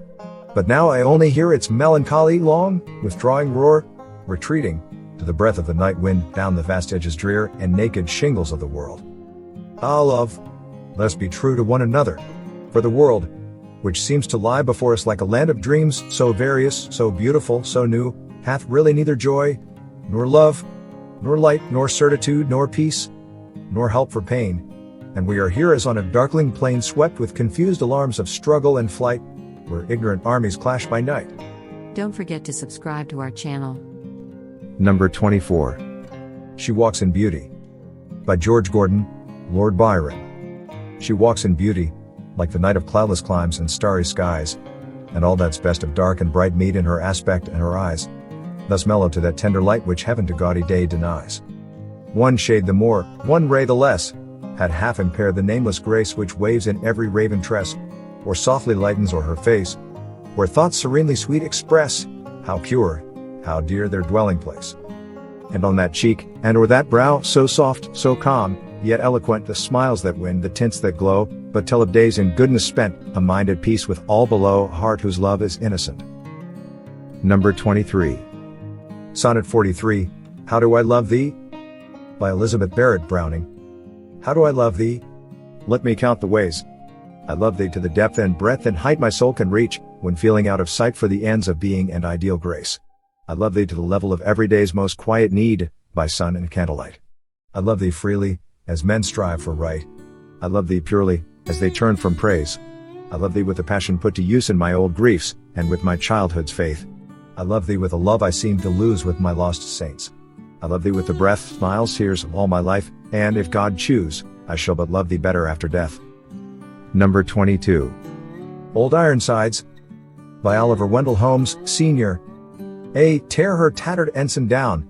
Long has it waved on high, and many an eye has danced to see that banner in the sky. Beneath it rung the battle shout, and burst the cannon's roar. The meteor of the ocean air shall sweep the clouds no more. Her deck, once red with heroes' blood, where knelt the vanquished foe when winds were hurrying o'er the flood and waves were white below, no more shall feel the victor's tread, or know the conquered knee. The harpies of the shore shall pluck the eagle of the sea. Oh, better that her shattered hulk should sink beneath the wave, her thunders shook the mighty deep, and there should be her grave, nailed to the mast her holy flag, set every threadbare sail, and give her to the god of storms, the lightning and the gale. Don't forget to subscribe to our channel. Number 21. Endymion, excerpt by John Keats. Book 1. A thing of beauty is a joy forever, its loveliness increases, will never pass into nothingness, but still will keep a bower quiet for us, and a sleep full of sweet dreams, and health, and quiet breathing. Therefore in every morrow, are we wreathing a flowery band to bind us to the earth, spite of despondence, of the inhuman dearth of noble natures, of the gloomy days, of all the unhealthy and or darkened ways made for our searching, yes, in spite of all some shape of beauty moves away the pall from our dark spirits. Such the sun, the moon, trees old and young, trotting a shady boon for simple sheep, and such are daffodils with the green world they live in, and clear rills that for themselves a cooling covert make 'gainst the hot season. The mid-forest brake, rich with a sprinkling of fair musk rose blooms, and such too is the grandeur of the dooms we have imagined for the mighty dead. All lovely tales that we have heard or read, an endless fountain of immortal drink, pouring unto us from the heaven's brink. Nor do we merely feel these essences for one short hour, no, even as the trees that whisper round a temple become soon dear as the temple's selves, so does the moon, the passion poesy, glories infinite, haunt us till they become a cheering light unto our souls, and bound to us so fast that, whether there be shine, or bloom o'ercast, they always must be with us, or we die. Therefore, 'tis with full happiness that I will trace the story of Endymion. The very music of the name has gone into my being, and each pleasant scene is growing fresh before me as the green of our own valleys, so I will begin now while I cannot hear the city's din, now while the early budders are just new, and run in mazes of the youngest hue about old forests, while the willow trails its delicate amber, and the dairy pails bring home increase of milk. And, as the year grows lush in juicy stalks, I'll smoothly steer my little boat, for many quiet hours, with streams that deepen freshly into bowers. Many and many a verse I hope to write, before the daisies, vermeil rimmed in white, hide in deep herbage, and ere yet the bees hum about globes of clover and sweet peas, I must be near the middle of my story. Oh, may no wintry season bare and hoary, see it half finished, but let autumn bold, with universal tinge of sober gold, be all about me when I make an end. And now, once adventuresome, I send my herald thought into a wilderness, there let its trumpet blow, and quickly dress my uncertain path with green, that I may speed easily onward, thorough flowers and weed. If you liked our selection, and want to develop your intellectual skills, or just to relax, please subscribe to our channel, youtube.com/AI-readers, and follow us to listen quality poems written by the most famous poets of English literature and read by the most advanced artificial intelligence software. Thank you. Number 20. Hope is the Thing with Feathers, by Emily Dickinson. Hope is the thing with feathers that perches in the soul, and sings the tune without the words, and never stops at all. And sweetest in the gale is heard, and sore must be the storm that could abash the little bird that kept so many warm. I've heard it in the chillest land, and on the strangest sea, yet never, in extremity, it asked a crumb of me. Number 19. In Flanders Fields, by Lieutenant Colonel John McCrae. Poem backstory. Composed on May 3, 1915. Lieutenant Colonel John McCrae was a Canadian physician who served in the South African War as an artilleryman. He was on his way to Canada when the war began in 1914, and immediately upon landing he entered the Valcartier training camp and was commissioned a captain. Later he joined the McGill Hospital Corps and went with it to France, where he rose to the rank of lieutenant colonel, and died in service, January 28, 1918. His poem In Flanders Fields was written on the Flanders front in the spring of 1915. Its inspiration is thus explained by Sergeant Charles E. Bysshe of the 19th Battalion, 1st Brigade Canadian Infantry. On the Flanders front in the early spring of 1915, when the war had settled down to trench fighting, two of the most noticeable features of the field were, first, the luxuriant growth of red poppies appearing among the graves of the fallen soldiers, and second, that only one species of bird, the larks, remained on the field during the fighting. As soon as the cannonading ceased, they would rise in the air, singing, "In Flanders fields the poppies blow. Between the crosses, row on row, that mark our place and in the sky. The larks, still bravely singing, fly, scarce heard amid the guns below. We are the dead. Short days ago, we lived, felt dawn, saw sunset glow, loved and were loved, and now we lie. In Flanders fields, take up our quarrel with the foe. To you from failing hands we throw. The torch, be yours to hold it high. If ye break faith with us who die, we shall not sleep, though poppies grow. In Flanders fields." Number 18. Kubla Khan, by Samuel Taylor Coleridge.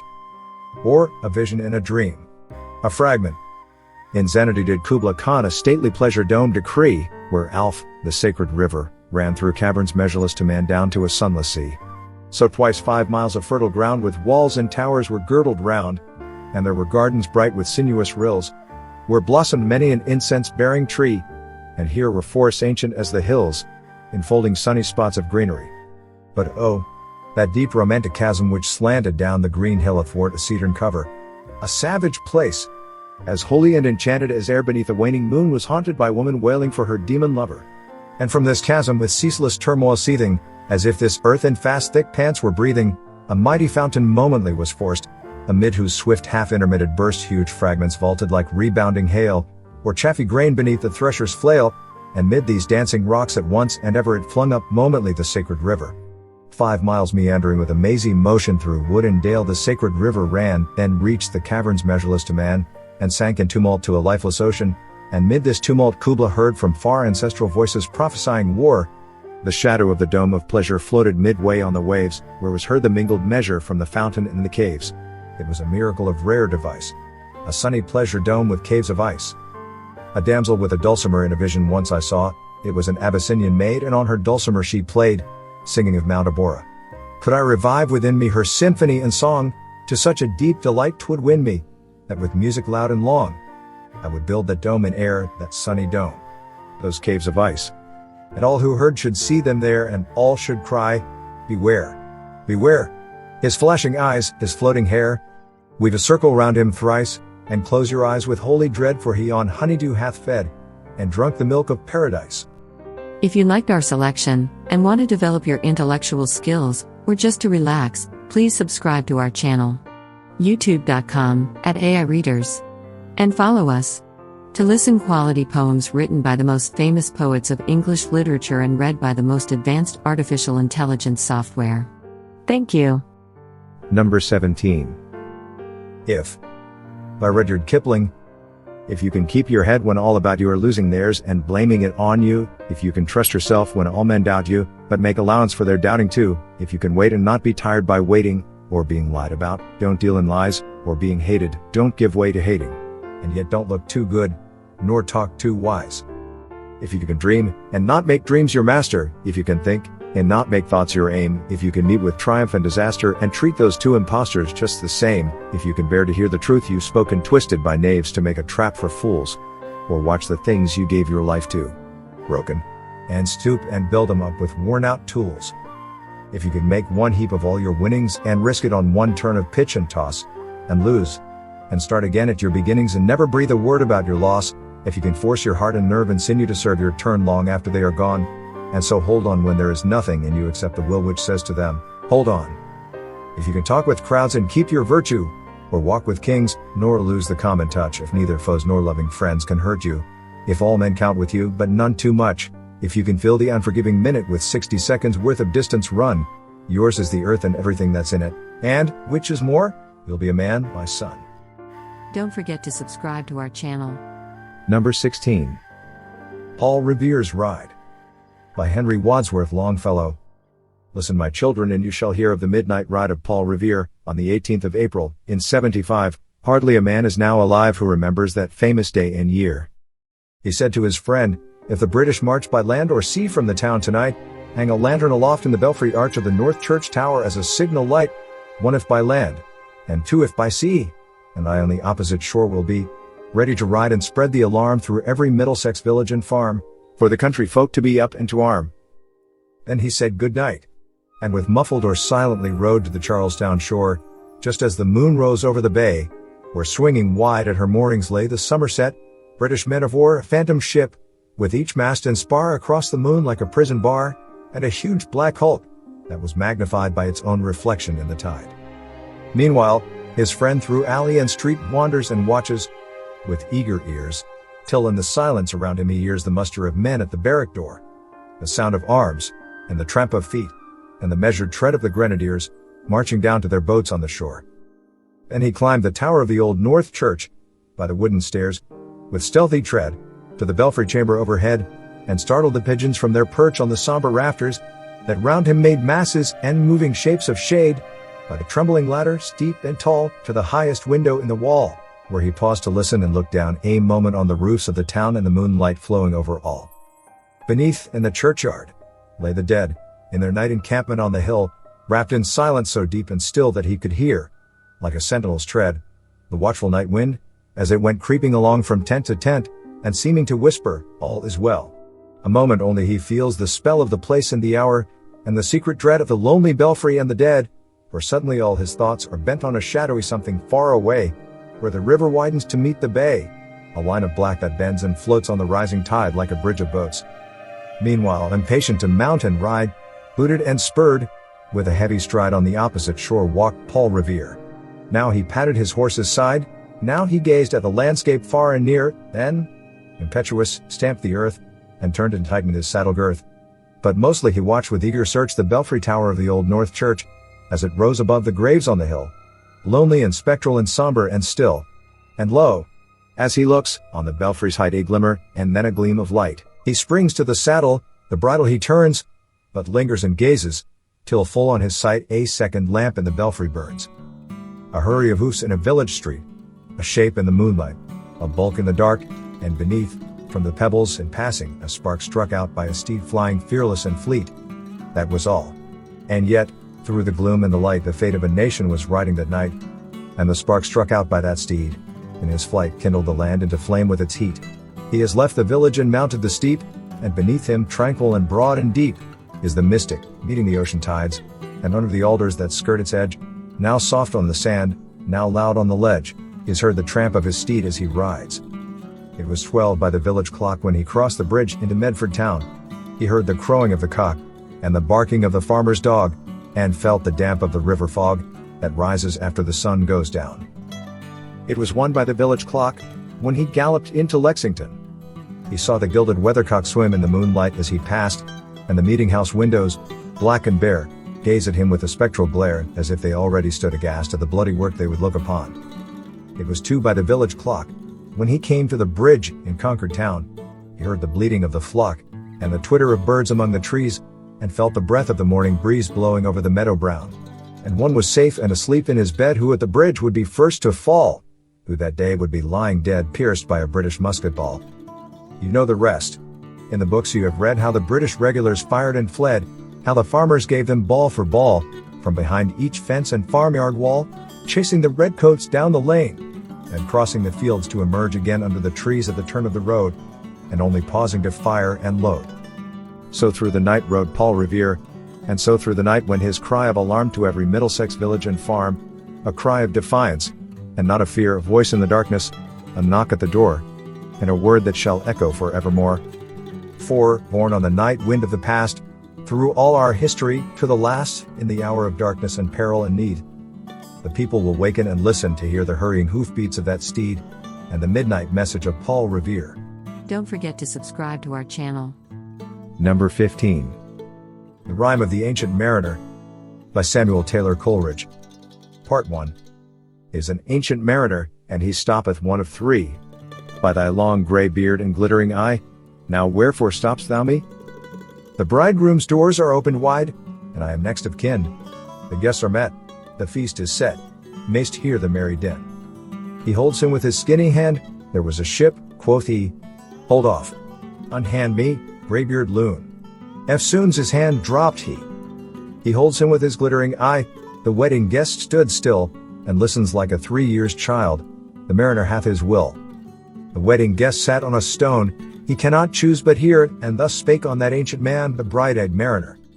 The ship was cheered, the harbor cleared, merrily did we drop below the kirk, below the hill, below the lighthouse top. The sun came up upon the left, out of the sea came he, and he shone bright, and on the right went down into the sea. Higher and higher every day, till over the mast at noon the wedding guest here beat his breast, for he heard the loud bassoon. The bride hath paced into the hall, red as a rose is she, nodding their heads before her goes the merry minstrelsy. The wedding guest he beat his breast, yet he cannot choose but hear, and thus spake on that ancient man, the bright-eyed mariner. And now the storm blast came, and he was tyrannous and strong, he struck with his o'ertaking wings, and chased us south along. With sloping masts and dipping prows, who pursued with yell and blow, still treads the shadow of his foe, and forward bends his head. The ship drove fast, loud roared the blast, and southward we fled. And now there came both mist and snow, and it grew wondrous cold, and ice, mast high, came floating by, as green as emerald. And through the drifts the snowy cliffs did send a dismal sheen, nor shapes of men nor beasts we ken. The ice was all between. The ice was here, the ice was there, the ice was all around, it cracked and growled, and roared and howled, like noises as swound. At length did cross an albatross, thorough the fog it came, as if it had been a Christian soul, we hailed it in God's name. It ate the food it ne'er had to eat, and round it flew. The ice did split with a thunder fit, the helmsman steered us through. And a good south wind sprung up behind, the albatross did follow it every day, for food or play, came to the mariner's hollow. In mist or cloud, on mast or shroud, it perched for vespers 9, whiles all the night, through fog smoke white, glimmered the white moonshine. God save thee, ancient mariner, from the fiends that plague thee thus. Why look'st thou so? With my crossbow I shot the albatross. Part 2. The sun now rose upon the right, out of the sea came he still hid in mist, and on the left went down into the sea. And the good south wind still blew behind, but no sweet bird did follow, nor any day for food or play came to the mariner's hollow. And I had done a hellish thing, and it would work 'em woe, for all averred, I had killed the bird that made the breeze to blow. Ah wretch, said they, the bird to slay, that made the breeze to blow. Nor dim nor red, like God's own head, the glorious sun uprist, then all averred, I had killed the bird that brought the fog and mist. 'Twas right, said they, such birds to slay, that bring the fog and mist. The fair breeze blew, the white foam flew, the furrow followed free, we were the first that ever burst into that silent sea. Down dropped the breeze, the sails dropped down, 'twas sad as sad could be, and we did speak only to break the silence of the sea. All in a hot and copper sky, the bloody sun at noon, right up above the mast did stand, no bigger than the moon. Day after day, we stuck, nor breath nor motion, as idle as a painted ship upon a painted ocean. Water, water, everywhere, and all the boards did shrink, water, water, everywhere, nor any drop to drink. The very deep did rot, O Christ, that ever this should be, Yea, slimy things did crawl with legs upon the slimy sea. About, in reel and rout the death fires danced at night. The water, like a witch's oils, burnt green, and blue and white. And some in dreams assured were of the spirit that plagued us so, 9 fathom deep, he had followed us from the land of mist and snow. And every tongue, through utter drought, was withered at the root. We could not speak, no more than if we had been choked with soot. Ah, well a day, what evil looks had I from old and young. Instead of the cross, the albatross about my neck was hung. Part 3. There passed a weary time. Each throat was parched, and glazed each eye. A weary time. A weary time. How glazed each weary eye. When looking westward, I beheld a something in the sky. At first it seemed a little speck, and then it seemed a mist. It moved, and took at last a certain shape, I wist. A speck, a mist, a shape, I wist. And still it neared and neared, as if it dodged a water sprite, plunged and tacked and veered. With throats unslaked, with black lips baked, we could nor laugh nor wail, through utter drought all dumb we stood. I bit my arm, I sucked the blood, and cried, a sail! A sail! With throats unslaked, with black lips baked, agape they heard me call, Gramercy. They for joy did grin, and all at once their breath drew in, as they were drinking all. See! See! I cried, she tacks no more. Hither to work us wheel, without a breeze, without a tide, she steadies with upright keel. The western wave was all a flame. The day was well nigh done. Almost upon the western wave rested the broad bright sun, when that strange shape drove suddenly betwixt us and the sun. And straight the sun was flecked with bars, heaven's mother send us grace, as if through a dungeon grate he peered with broad and burning face. Alas! Thought I, and my heart beat loud, how fast she nears and nears. Are those her sails that glance in the sun, like restless gossameres? Are those her ribs through which the sun did peer, as through a grate? And is that woman all her crew? Is that a death? And are there two? Is death that woman's mate? Her lips were red, her looks were free, her locks were yellow as gold, her skin was as white as leprosy, the nightmare life and death was she who thicks man's blood with cold. The naked hulk alongside came, and the twain were casting dice. The game is done. I've won, quoth she, and whistles thrice. The sun's rim dips, the stars rush out, at one stride comes the dark, with far heard whisper, o'er the sea, off shot the spectre bark. We listened and looked sideways up. Fear at my heart, as at a cup, my lifeblood seemed to sip. The stars were dim and thick the night, steersman's face by his lamp gleamed white, from the sails the dew did drip, till clomb above the eastern bar the horned moon, with one bright star within the nether tip. One after one by the star-dogged moon, too quick for groan or sigh, each turned his face with a ghastly pang, and cursed me with his eye.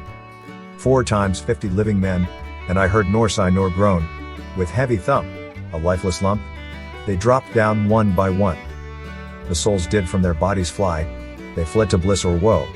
And every soul passed me by, like the whiz of my crossbow. Part 4. I fear thee, ancient mariner. I fear thy skinny hand, and thou art long, and lank, and brown, as is the ribbed sea sand. I fear thee and thy glittering eye, and thy skinny hand so brown. Fear not, thou wedding guest. This body dropped not down. Alone, all alone on a wide, wide sea, and never a saint took pity on my soul in agony. The many men so beautiful, and they all dead did lie, and 1,000 slimy things lived on, and so did I. I looked upon the rotting sea, and drew my eyes away. I looked upon the rotting deck, and there the dead men lay. I looked to heaven, and tried to pray, but or ever a prayer had gushed, a wicked whisper came, and made my heart as dry as dust. I closed my lids, and kept them close, and the balls like pulses beat, for the sky and the sea and the sky lay dead like a load on my weary eye, and the dead were at my feet. The cold sweat melted from their limbs, nor rot nor reek did they. The look with which they looked on me had never passed away. An orphan's curse would drag to hell a spirit from on high, but oh, more horrible than that is the curse in a dead man's eye. 7 days, 7 nights, I saw that curse, and yet I could not die. The moving moon went up the sky, and nowhere did abide. Softly she was going up, and a star or two beside. Her beams bemocked the sultry main, like April hoarfrost spread, but where the ship's huge shadow lay, the charmed water burnt alway a still and awful red. Beyond the shadow of the ship, I watched the water snakes. They moved in tracks of shining white, and when they reared, the elfish light fell off in hoary flakes. Within the shadow of the ship I watched their rich attire, blue, glossy green, and velvet black. They coiled and swam, and every track was a flash of golden fire. Oh, happy living things! No tongue their beauty might declare, a spring of love gushed from my heart, and I blessed them unaware, sure my kind saint took pity on me, and I blessed them unaware. The selfsame moment I could pray, and from my neck so free the albatross fell off, and sank like lead into the sea. Part 5. O sleep! It is a gentle thing, beloved from pole to pole. To Mary Queen the praise be given. She sent the gentle sleep from heaven, that slid into my soul. The silly buckets on the deck, that had so long remained, I dreamt that they were filled with dew, and when I awoke, it rained. My lips were wet, my throat was cold, my garments all were dank, sure I had drunken in my dreams, and still my body drank. I moved, and could not feel my limbs, I was so light, almost I thought that I had died in sleep, and was a blessed ghost. And soon I heard a roaring wind, it did not come anear, but with its sound it shook the sails, that were so thin and sere. The upper air burst into life, and 100 fire flags sheen, to and fro they were hurried about, and to and fro and in and out the wan stars danced between. And the coming wind did roar more loud, and the sails did sigh like sedge, and the rain poured down from one black cloud, the moon was at its edge. The thick black cloud was cleft, and still the moon was at its side, like water shot from some high crag, the lightning fell with never a jag, a river steep and wide. The loud wind never reached the ship, yet now the ship moved on. Beneath the lightning and the moon the dead men gave a groan. They groaned, they stirred, they all uprose, nor spake, nor moved their eyes. It had been strange, even in a dream, to have seen those dead men rise. The helmsman steered, the ship moved on, yet never a breeze up blew. The mariners all gone worked the ropes, where they were wont to do.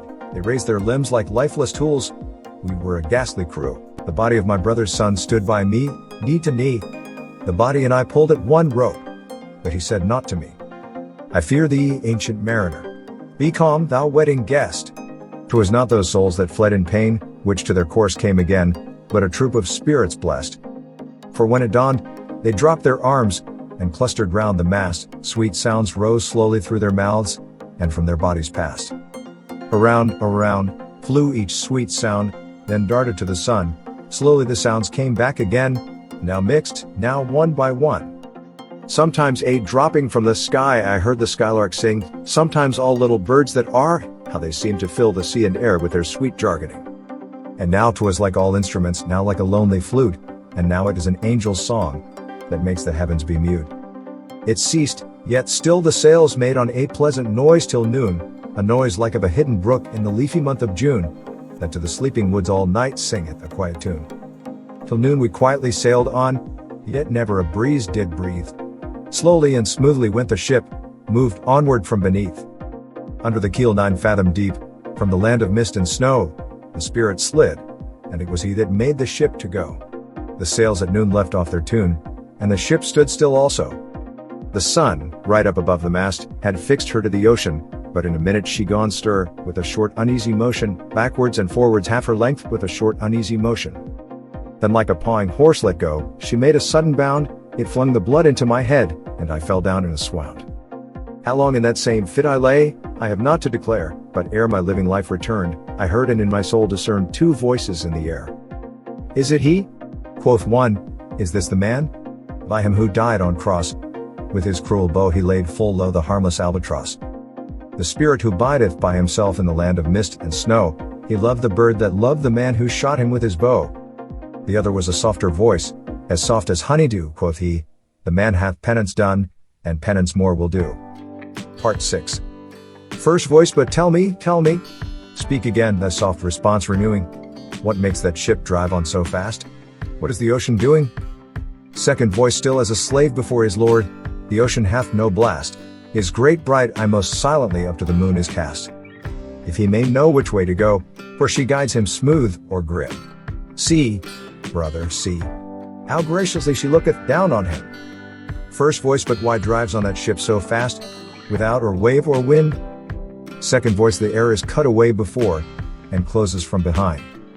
Fly, brother, fly, more high, or we shall be belated, for slow and slow that ship will go, when the mariner's trance is abated. I woke, and we were sailing on as in a gentle weather, 'twas night, calm night. The moon was high. The dead men stood together. All stood together on the deck, for a charnel dungeon fitter, all fixed on me their stony eyes, that in the moon did glitter. The pang, the curse, with which they died, had never passed away. I could not draw my eyes from theirs, nor turn them up to pray. And now this spell was snapped, once more I viewed the ocean green, and looked far forth, yet little saw of what had else been seen. Like one, that on a lonesome road doth walk in fear and dread, and having once turned round walks on, and turns no more his head, because he knows, a frightful fiend doth close behind him tread. But soon there breathed a wind on me, nor sound nor motion made. Its path was not upon the sea, in ripple or in shade. It raised my hair, it fanned my cheek like a meadow gale of spring, it mingled strangely with my fears, yet it felt like a welcoming. Swiftly, swiftly flew the ship, yet she sailed softly too, sweetly, sweetly blew the breeze, on me alone it blew. Oh, dream of joy! Is this indeed the lighthouse top I see? Is this the hill? Is this the kirk? Is this mine own country? We drifted o'er the harbor bar, and I with sobs did pray, oh let me be awake, my God, or let me sleep alway. The harbor bay was clear as glass, so smoothly it was strewn. And on the bay the moonlight lay, and the shadow of the moon. The rock shone bright, the kirk no less, that stands above the rock, the moonlight steeped in silentness the steady weathercock. And the bay was white with silent light, till rising from the same full many shapes, that shadows were, in crimson colors came. A little distance from the prow those crimson shadows were, I turned my eyes upon the deck, oh Christ! What saw I there? Each course lay flat, lifeless and flat, and, by the holy rood, a man all light, a seraph man, on every course there stood. This seraph band each waved his hand, it was a heavenly sight. They stood as signals to the land, each one a lovely light. This seraph band each waved his hand, no voice did they impart, no voice, but oh, the silence sank like music on my heart. But soon I heard the dash of oars, I heard the pilot's cheer, my head was turned perforce away and I saw a boat appear. The pilot and the pilot's boy, I heard them coming fast, dear Lord in heaven. It was a joy the dead men could not blast. I saw a third, I heard his voice, it is the hermit good. He singeth loud his godly hymns that he makes in the wood. He'll shrieve my soul, he'll wash away the albatross's blood. Part 7. This hermit good lives in that wood which slopes down to the sea. How loudly his sweet voice he rears. He loves to talk with mariners that come from a far country. He kneels at morn, noon, and eve, he hath a cushion plump, it is the moss that wholly hides the rotted old oak stump. The skiff boat neared, I heard them talk, why this is strange, I trow. Where are those lights so many and fair, that signal made but now? Strained by my faith, the hermit said, and they answered not our cheer. The planks looked warped, and see those sails, how thin they are and sere. I never saw a like to them, unless perchance it were brown skeletons of leaves that lag my forest brook along, when the ivy top is heavy with snow, and the owlet whoops to the wolf below, that eats the she-wolf's young. Dear Lord, it hath a fiendish look, the pilot made reply, I am afeard, push on, said the hermit cheerily. The boat came closer to the ship, but I nor spake nor stirred. The boat came close beneath the ship, and straight a sound was heard. Under the water it rumbled on, still louder and more dread, it reached the ship, it split the bay, the ship went down like lead. Stunned by that loud and dreadful sound, which sky and ocean smote, like one that hath been 7 days drowned my body lay afloat, but swift as dreams, myself I found within the pilot's boat. Upon the whirl, where sank the ship, the boat spun round and round, and all was still, save that the hill was telling of the sound. I moved my lips, the pilot shrieked and fell down in a fit, the holy hermit raised his eyes, and prayed where he did sit. I took the oars, the pilot's boy, who now doth crazy go, laughed loud and long, and all the while his eyes went to and fro. Ah! Ah! Quoth he, full plain I see, the devil knows how to row. And now, all in my own country, I stood on the firm land. The hermit stepped forth from the boat, and scarcely he could stand. Oh shrieve me, holy man. The hermit crossed his brow.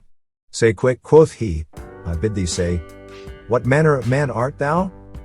Forthwith this frame of mine was wrenched with a woeful agony, which forced me to begin my tale, and then it left me free. Since then, at an uncertain hour, that agony returns, and till my ghastly tale is told, this heart within me burns. I pass like night, from land to land, I have strange power of speech. That moment that his face I see, I know the man that must hear me, to him my tale I teach. What loud uproar bursts from that door! The wedding guests are there, but in the garden bower the bride and bridemaids singing are, and hark the little vesper bell, which biddeth me to prayer. O wedding guest! This soul hath been alone on a wide, wide sea, so lonely 'twas, that God himself scarce seemed there to be. Oh, sweeter than the marriage feast, 'tis sweeter far to me, to walk together to the kirk with a goodly company. To walk together to the kirk, and all together pray, while each to his great Father bends, old men, and babes, and loving friends and youths and maidens gay. Farewell, farewell. But this I tell to thee, thou wedding guest. He prayeth well, who loveth well both man and bird and beast. He prayeth best, who loveth best all things both great and small, for the dear God who loveth us, he made and loveth all. The mariner whose eye is bright, whose beard with age is hoar is gone, and now the wedding guest turned from the bridegroom's door. He went like one that hath been stunned, and is of sense forlorn, a sadder and a wiser man, he rose the more morn. If you liked our selection, and want to develop your intellectual skills, or just to relax, please subscribe to our channel. youtube.com/AIReaders. And follow us. To listen quality poems written by the most famous poets of English literature and read by the most advanced artificial intelligence software. Thank you. Number 14. I Wandered Lonely as a Cloud. By William Wordsworth. I wandered lonely as a cloud that floats on higher vales and hills, when all at once I saw a crowd, a host, of golden daffodils, beside the lake, beneath the trees, fluttering and dancing in the breeze. Continuous as the stars that shine and twinkle on the Milky Way, they stretched in never-ending line along the margin of a bay. 10,000 saw I at a glance, tossing their heads in sprightly dance. The waves beside them danced, but they outdid the sparkling waves in glee. A poet could not but be gay. In such a jocund company, I gazed, but little thought what wealth a show to me had brought. For oft, when on my couch I lie in vacant or in pensive mood, they flash upon that inward eye which is the bliss of solitude, and then my heart with pleasure fills, and dances with the daffodils. Number 13. The Love Song of J. Alfred Prufrock. By T.S. Eliot.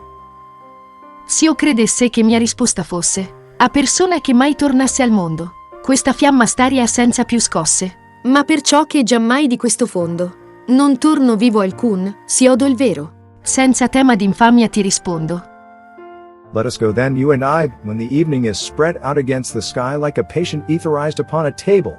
Let's go, through certain half-deserted streets, the muttering retreats of restless nights in one-night cheap hotels and sawdust restaurants with oyster shells, streets that follow like a tedious argument of insidious intent to lead you to an overwhelming question.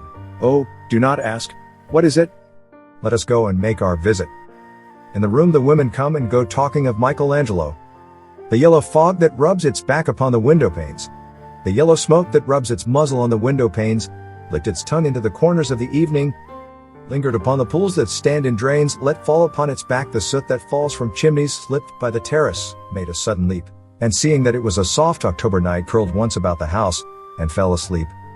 And indeed there will be time for the yellow smoke that slides along the street, rubbing its back upon the window panes. There will be time to prepare a face to meet the faces that you meet. There will be time to murder and create, and time for all the works and days of hands that lift and drop a question on your plate. Time for you and time for me, and time yet for 100 indecisions, and for 100 visions and revisions, before the taking of a toast and tea. In the room the women come and go talking of Michelangelo.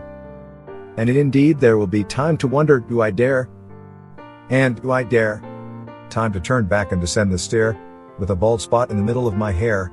They will say, how his hair is growing thin, my morning coat, my collar mounting firmly to the chin, my necktie rich and modest, but asserted by a simple pin. They will say, but how his arms and legs are thin, do I dare disturb the universe? In a minute there is time for decisions and revisions which a minute will reverse.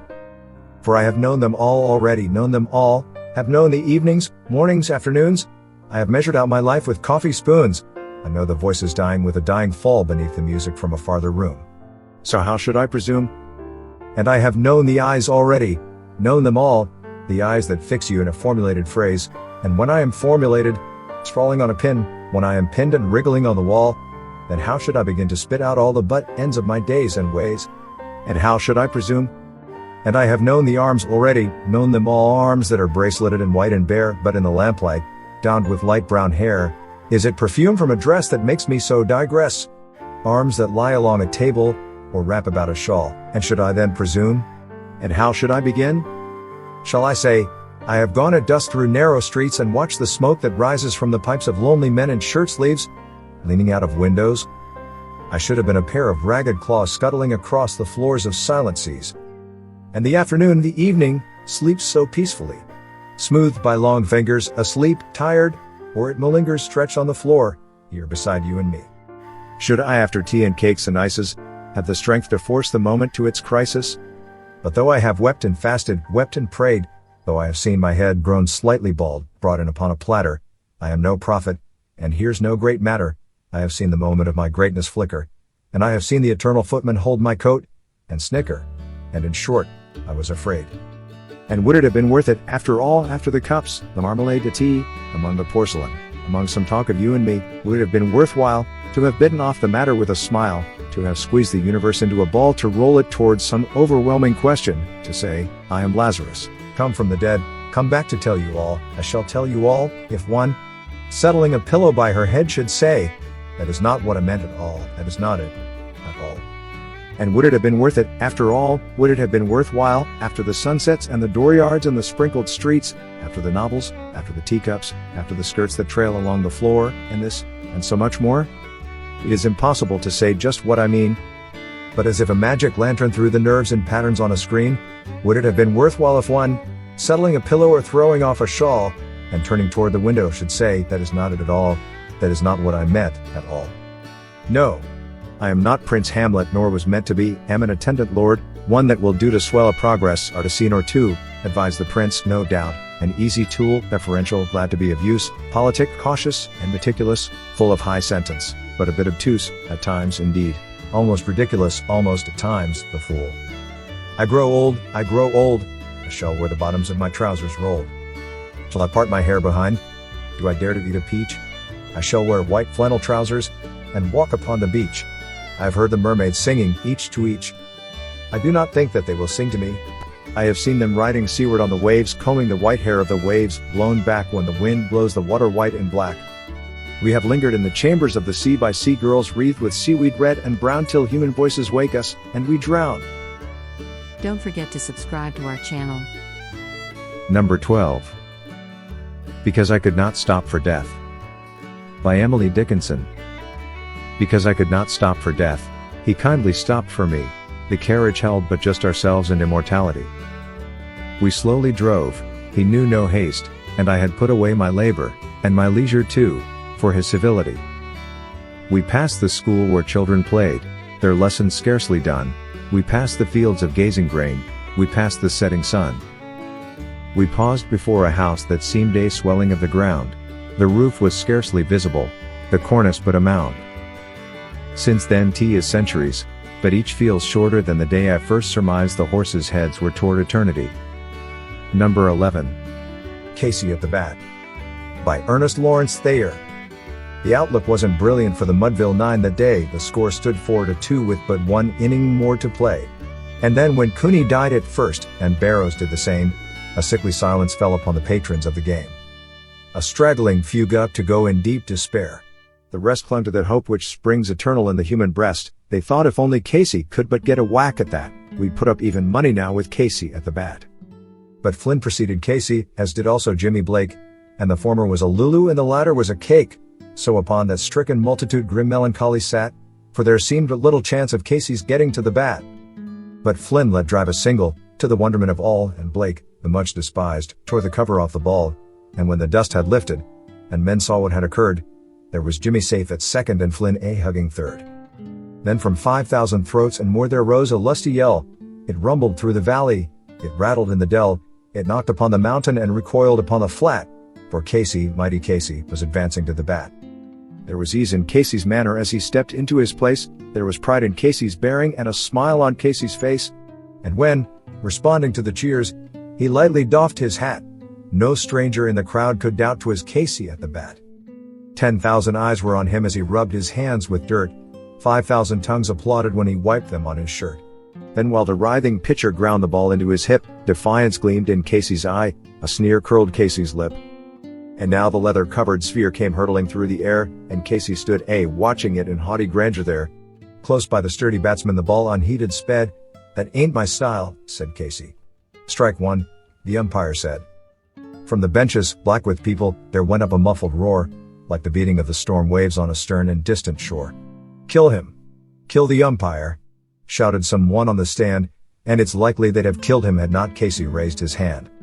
With a smile of Christian charity great Casey's visage shone. He stilled the rising tumult, he bade the game go on, he signaled to the pitcher, and once more the spheroid flew, but Casey still ignored it, and the umpire said, "Strike two."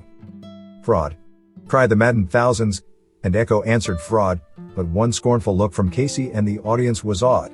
They saw his face grow stern and cold, they saw his muscles strain, and they knew that Casey wouldn't let that ball go by again. The sneer is gone from Casey's lip, his teeth are clenched in hate, he pounds with cruel violence his bat upon the plate. And now the pitcher holds the ball, and now he lets it go, and now the air is shattered by the force of Casey's blow. Oh, somewhere in this favored land the sun is shining bright, the band is playing somewhere, and somewhere hearts are light, and somewhere men are laughing, and somewhere children shout, but there is no joy in Mudville, mighty Casey has struck out. Don't forget to subscribe to our channel. Number 10. No Man is an Island. By John Donne. No man is an island, entire of itself, every man is a piece of the continent, a part of the main. If a clod be washed away by the sea, Europe is the less. As well as if a promontory were, as well as if a manner of thy friends or of thine own were, any man's death diminishes me, because I am involved in mankind, and therefore never send to know for whom the bell tolls, it tolls for thee. Number 9. Stopping by Woods on a Snowy Evening. By Robert Frost. Whose woods these are I think I know. His house is in the village though, he will not see me stopping here to watch his woods fill up with snow. My little horse must think it queer to stop without a farmhouse near between the woods and frozen lake the darkest evening of the year. He gives his harness bells a shake to ask if there is some mistake. The only other sounds the sweep of easy wind and downy flake. The woods are lovely, dark and deep, but I have promises to keep, and miles to go before I sleep, and miles to go before I sleep. Number 8. O Captain, My Captain. By Walt Whitman. O Captain, my Captain. Our fearful trip is done, the ship has weathered every rack. The prize we sought is won, the port is near, the bells I hear, the people all exulting, while follow eyes the steady keel, the vessel grim and daring. But oh heart, heart, heart, oh the bleeding drops of red, where on the deck my captain lies, fallen cold and dead. O Captain, my Captain. Rise up and hear the bells, rise up, for you the flag is flung, for you the bugle trills, for you bouquets and ribboned wreaths, for you the shores crowding, for you they call the swaying mast, their eager faces turning. O Captain, dear father, this arm beneath your head, it is some dream that on the deck, you've fallen cold and dead. My captain does not answer, his lips are pale and still, my father does not feel my arm, he has no pulse nor will, the ship is anchored safe and sound, its voyage closed and done from fearful trip. The victor ship comes in with object one. Exult, O shores, and ring, O bells. But I, with mournful tread, walk the deck my captain lies, fallen cold and dead. Number 7. Sonnet 18, Shall I Compare Thee to a Summer's Day? By William Shakespeare. Shall I compare thee to a summer's day?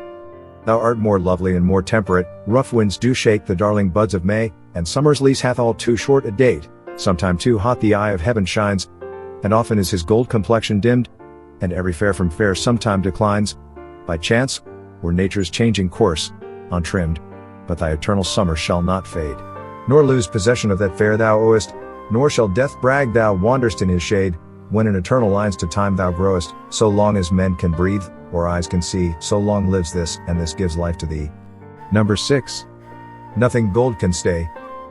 By Robert Frost. Nature's first green is gold, her hardest hue to hold. Her early leaf's a flower, but only so an hour. Then leaf subsides to leaf, so Eden sank to grief. So dawn goes down today, nothing gold can stay. Don't forget to subscribe to our channel. Number 5. Invictus, by William Ernest Henley. Out of the night that covers me, black as the pit from pole to pole, I thank whatever gods may be for my unconquerable soul. In the fell clutch of circumstance I have not winced nor cried aloud. Under the bludgeonings of chance my head is bloody, but unbowed. Beyond this place of wrath and tears looms but the horror of the shade, and yet the menace of the years finds and shall find me unafraid. It matters not how strait the gate, how charged with punishments the scroll, I am the master of my fate, I am the captain of my soul. If you liked our selection and want to develop your intellectual skills, or just to relax, please subscribe to our channel, youtube.com/AI Readers, and follow us to listen quality poems written by the most famous poets of English literature and read by the most advanced artificial intelligence software. Thank you. Number 4. Annabel Lee, by Edgar Allan Poe. It was many and many a year ago, in a kingdom by the sea, that a maiden there lived whom you may know by the name of Annabel Lee, and this maiden she lived with no other thought than to love and be loved by me. I was a child and she was a child, in this kingdom by the sea, but we loved with a love that was more than love, I and my Annabel Lee, with a love that the winged seraphs of heaven coveted her and me. And this was the reason that, long ago, in this kingdom by the sea, a wind blew out of a cloud, chilling my beautiful Annabel Lee, so that her highborn kinsman came and bore her away from me, to shut her up in a sepulchre in this kingdom by the sea. The angels not half so happy in heaven, when envying her and me, yes. That was the reason, as all men know, in this kingdom by the sea, that the wind came out of the cloud by night chilling and killing my Annabel Lee. But our love it was stronger by far than the love of those who were older than we, of many far wiser than we, and neither the angels in heaven above nor the demons down under the sea can ever dissever my soul from the soul of the beautiful Annabel Lee. For the moon never beams, without bringing me dreams of the beautiful Annabel Lee, and the stars never rise, but I feel the bright eyes of the beautiful Annabel Lee, and so, all the night tide, I lie down by the side of my darling, my life and my bride, in her sepulchre there by the sea, and her tomb by the sounding sea. Don't forget to subscribe to our channel. Number 3. The Road Not Taken, by Robert Frost.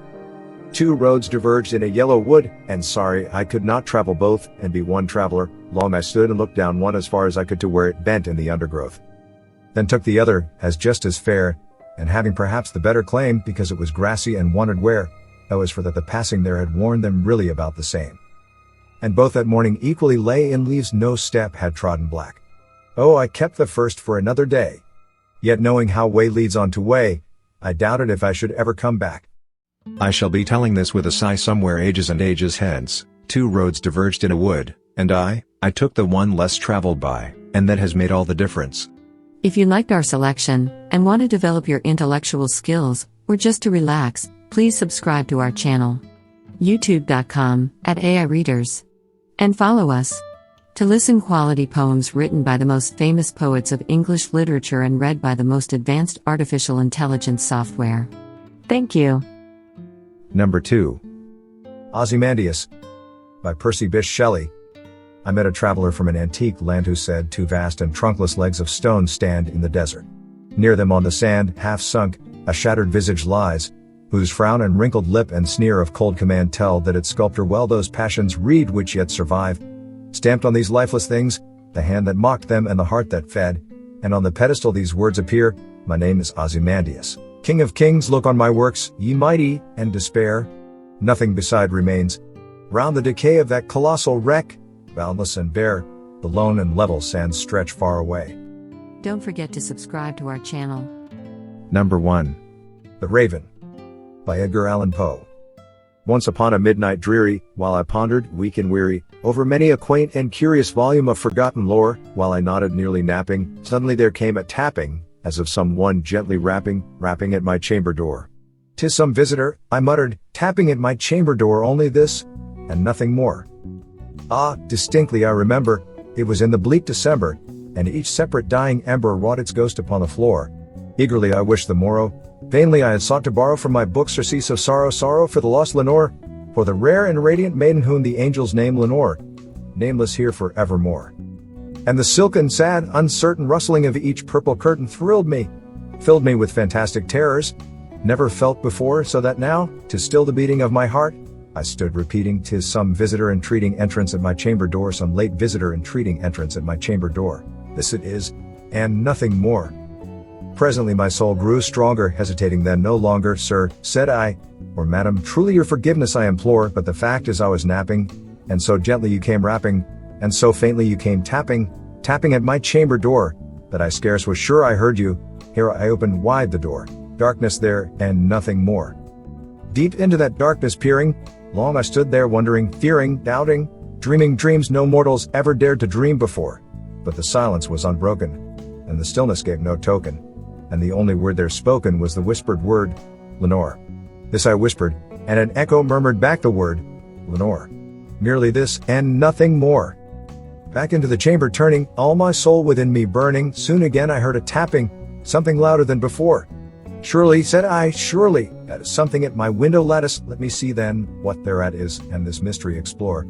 Let my heart be still a moment, and this mystery explore. 'Tis the wind, and nothing more. Open here I flung the shutter. When, with many a flirt and flutter, in there stepped a stately raven of the saintly days of yore. Not the least obeisance made he, not a minute stopped or stayed he, but with mien of lord or lady, perched above my chamber door, perched upon a bust of Pallas just above my chamber door, perched, and sat, and nothing more.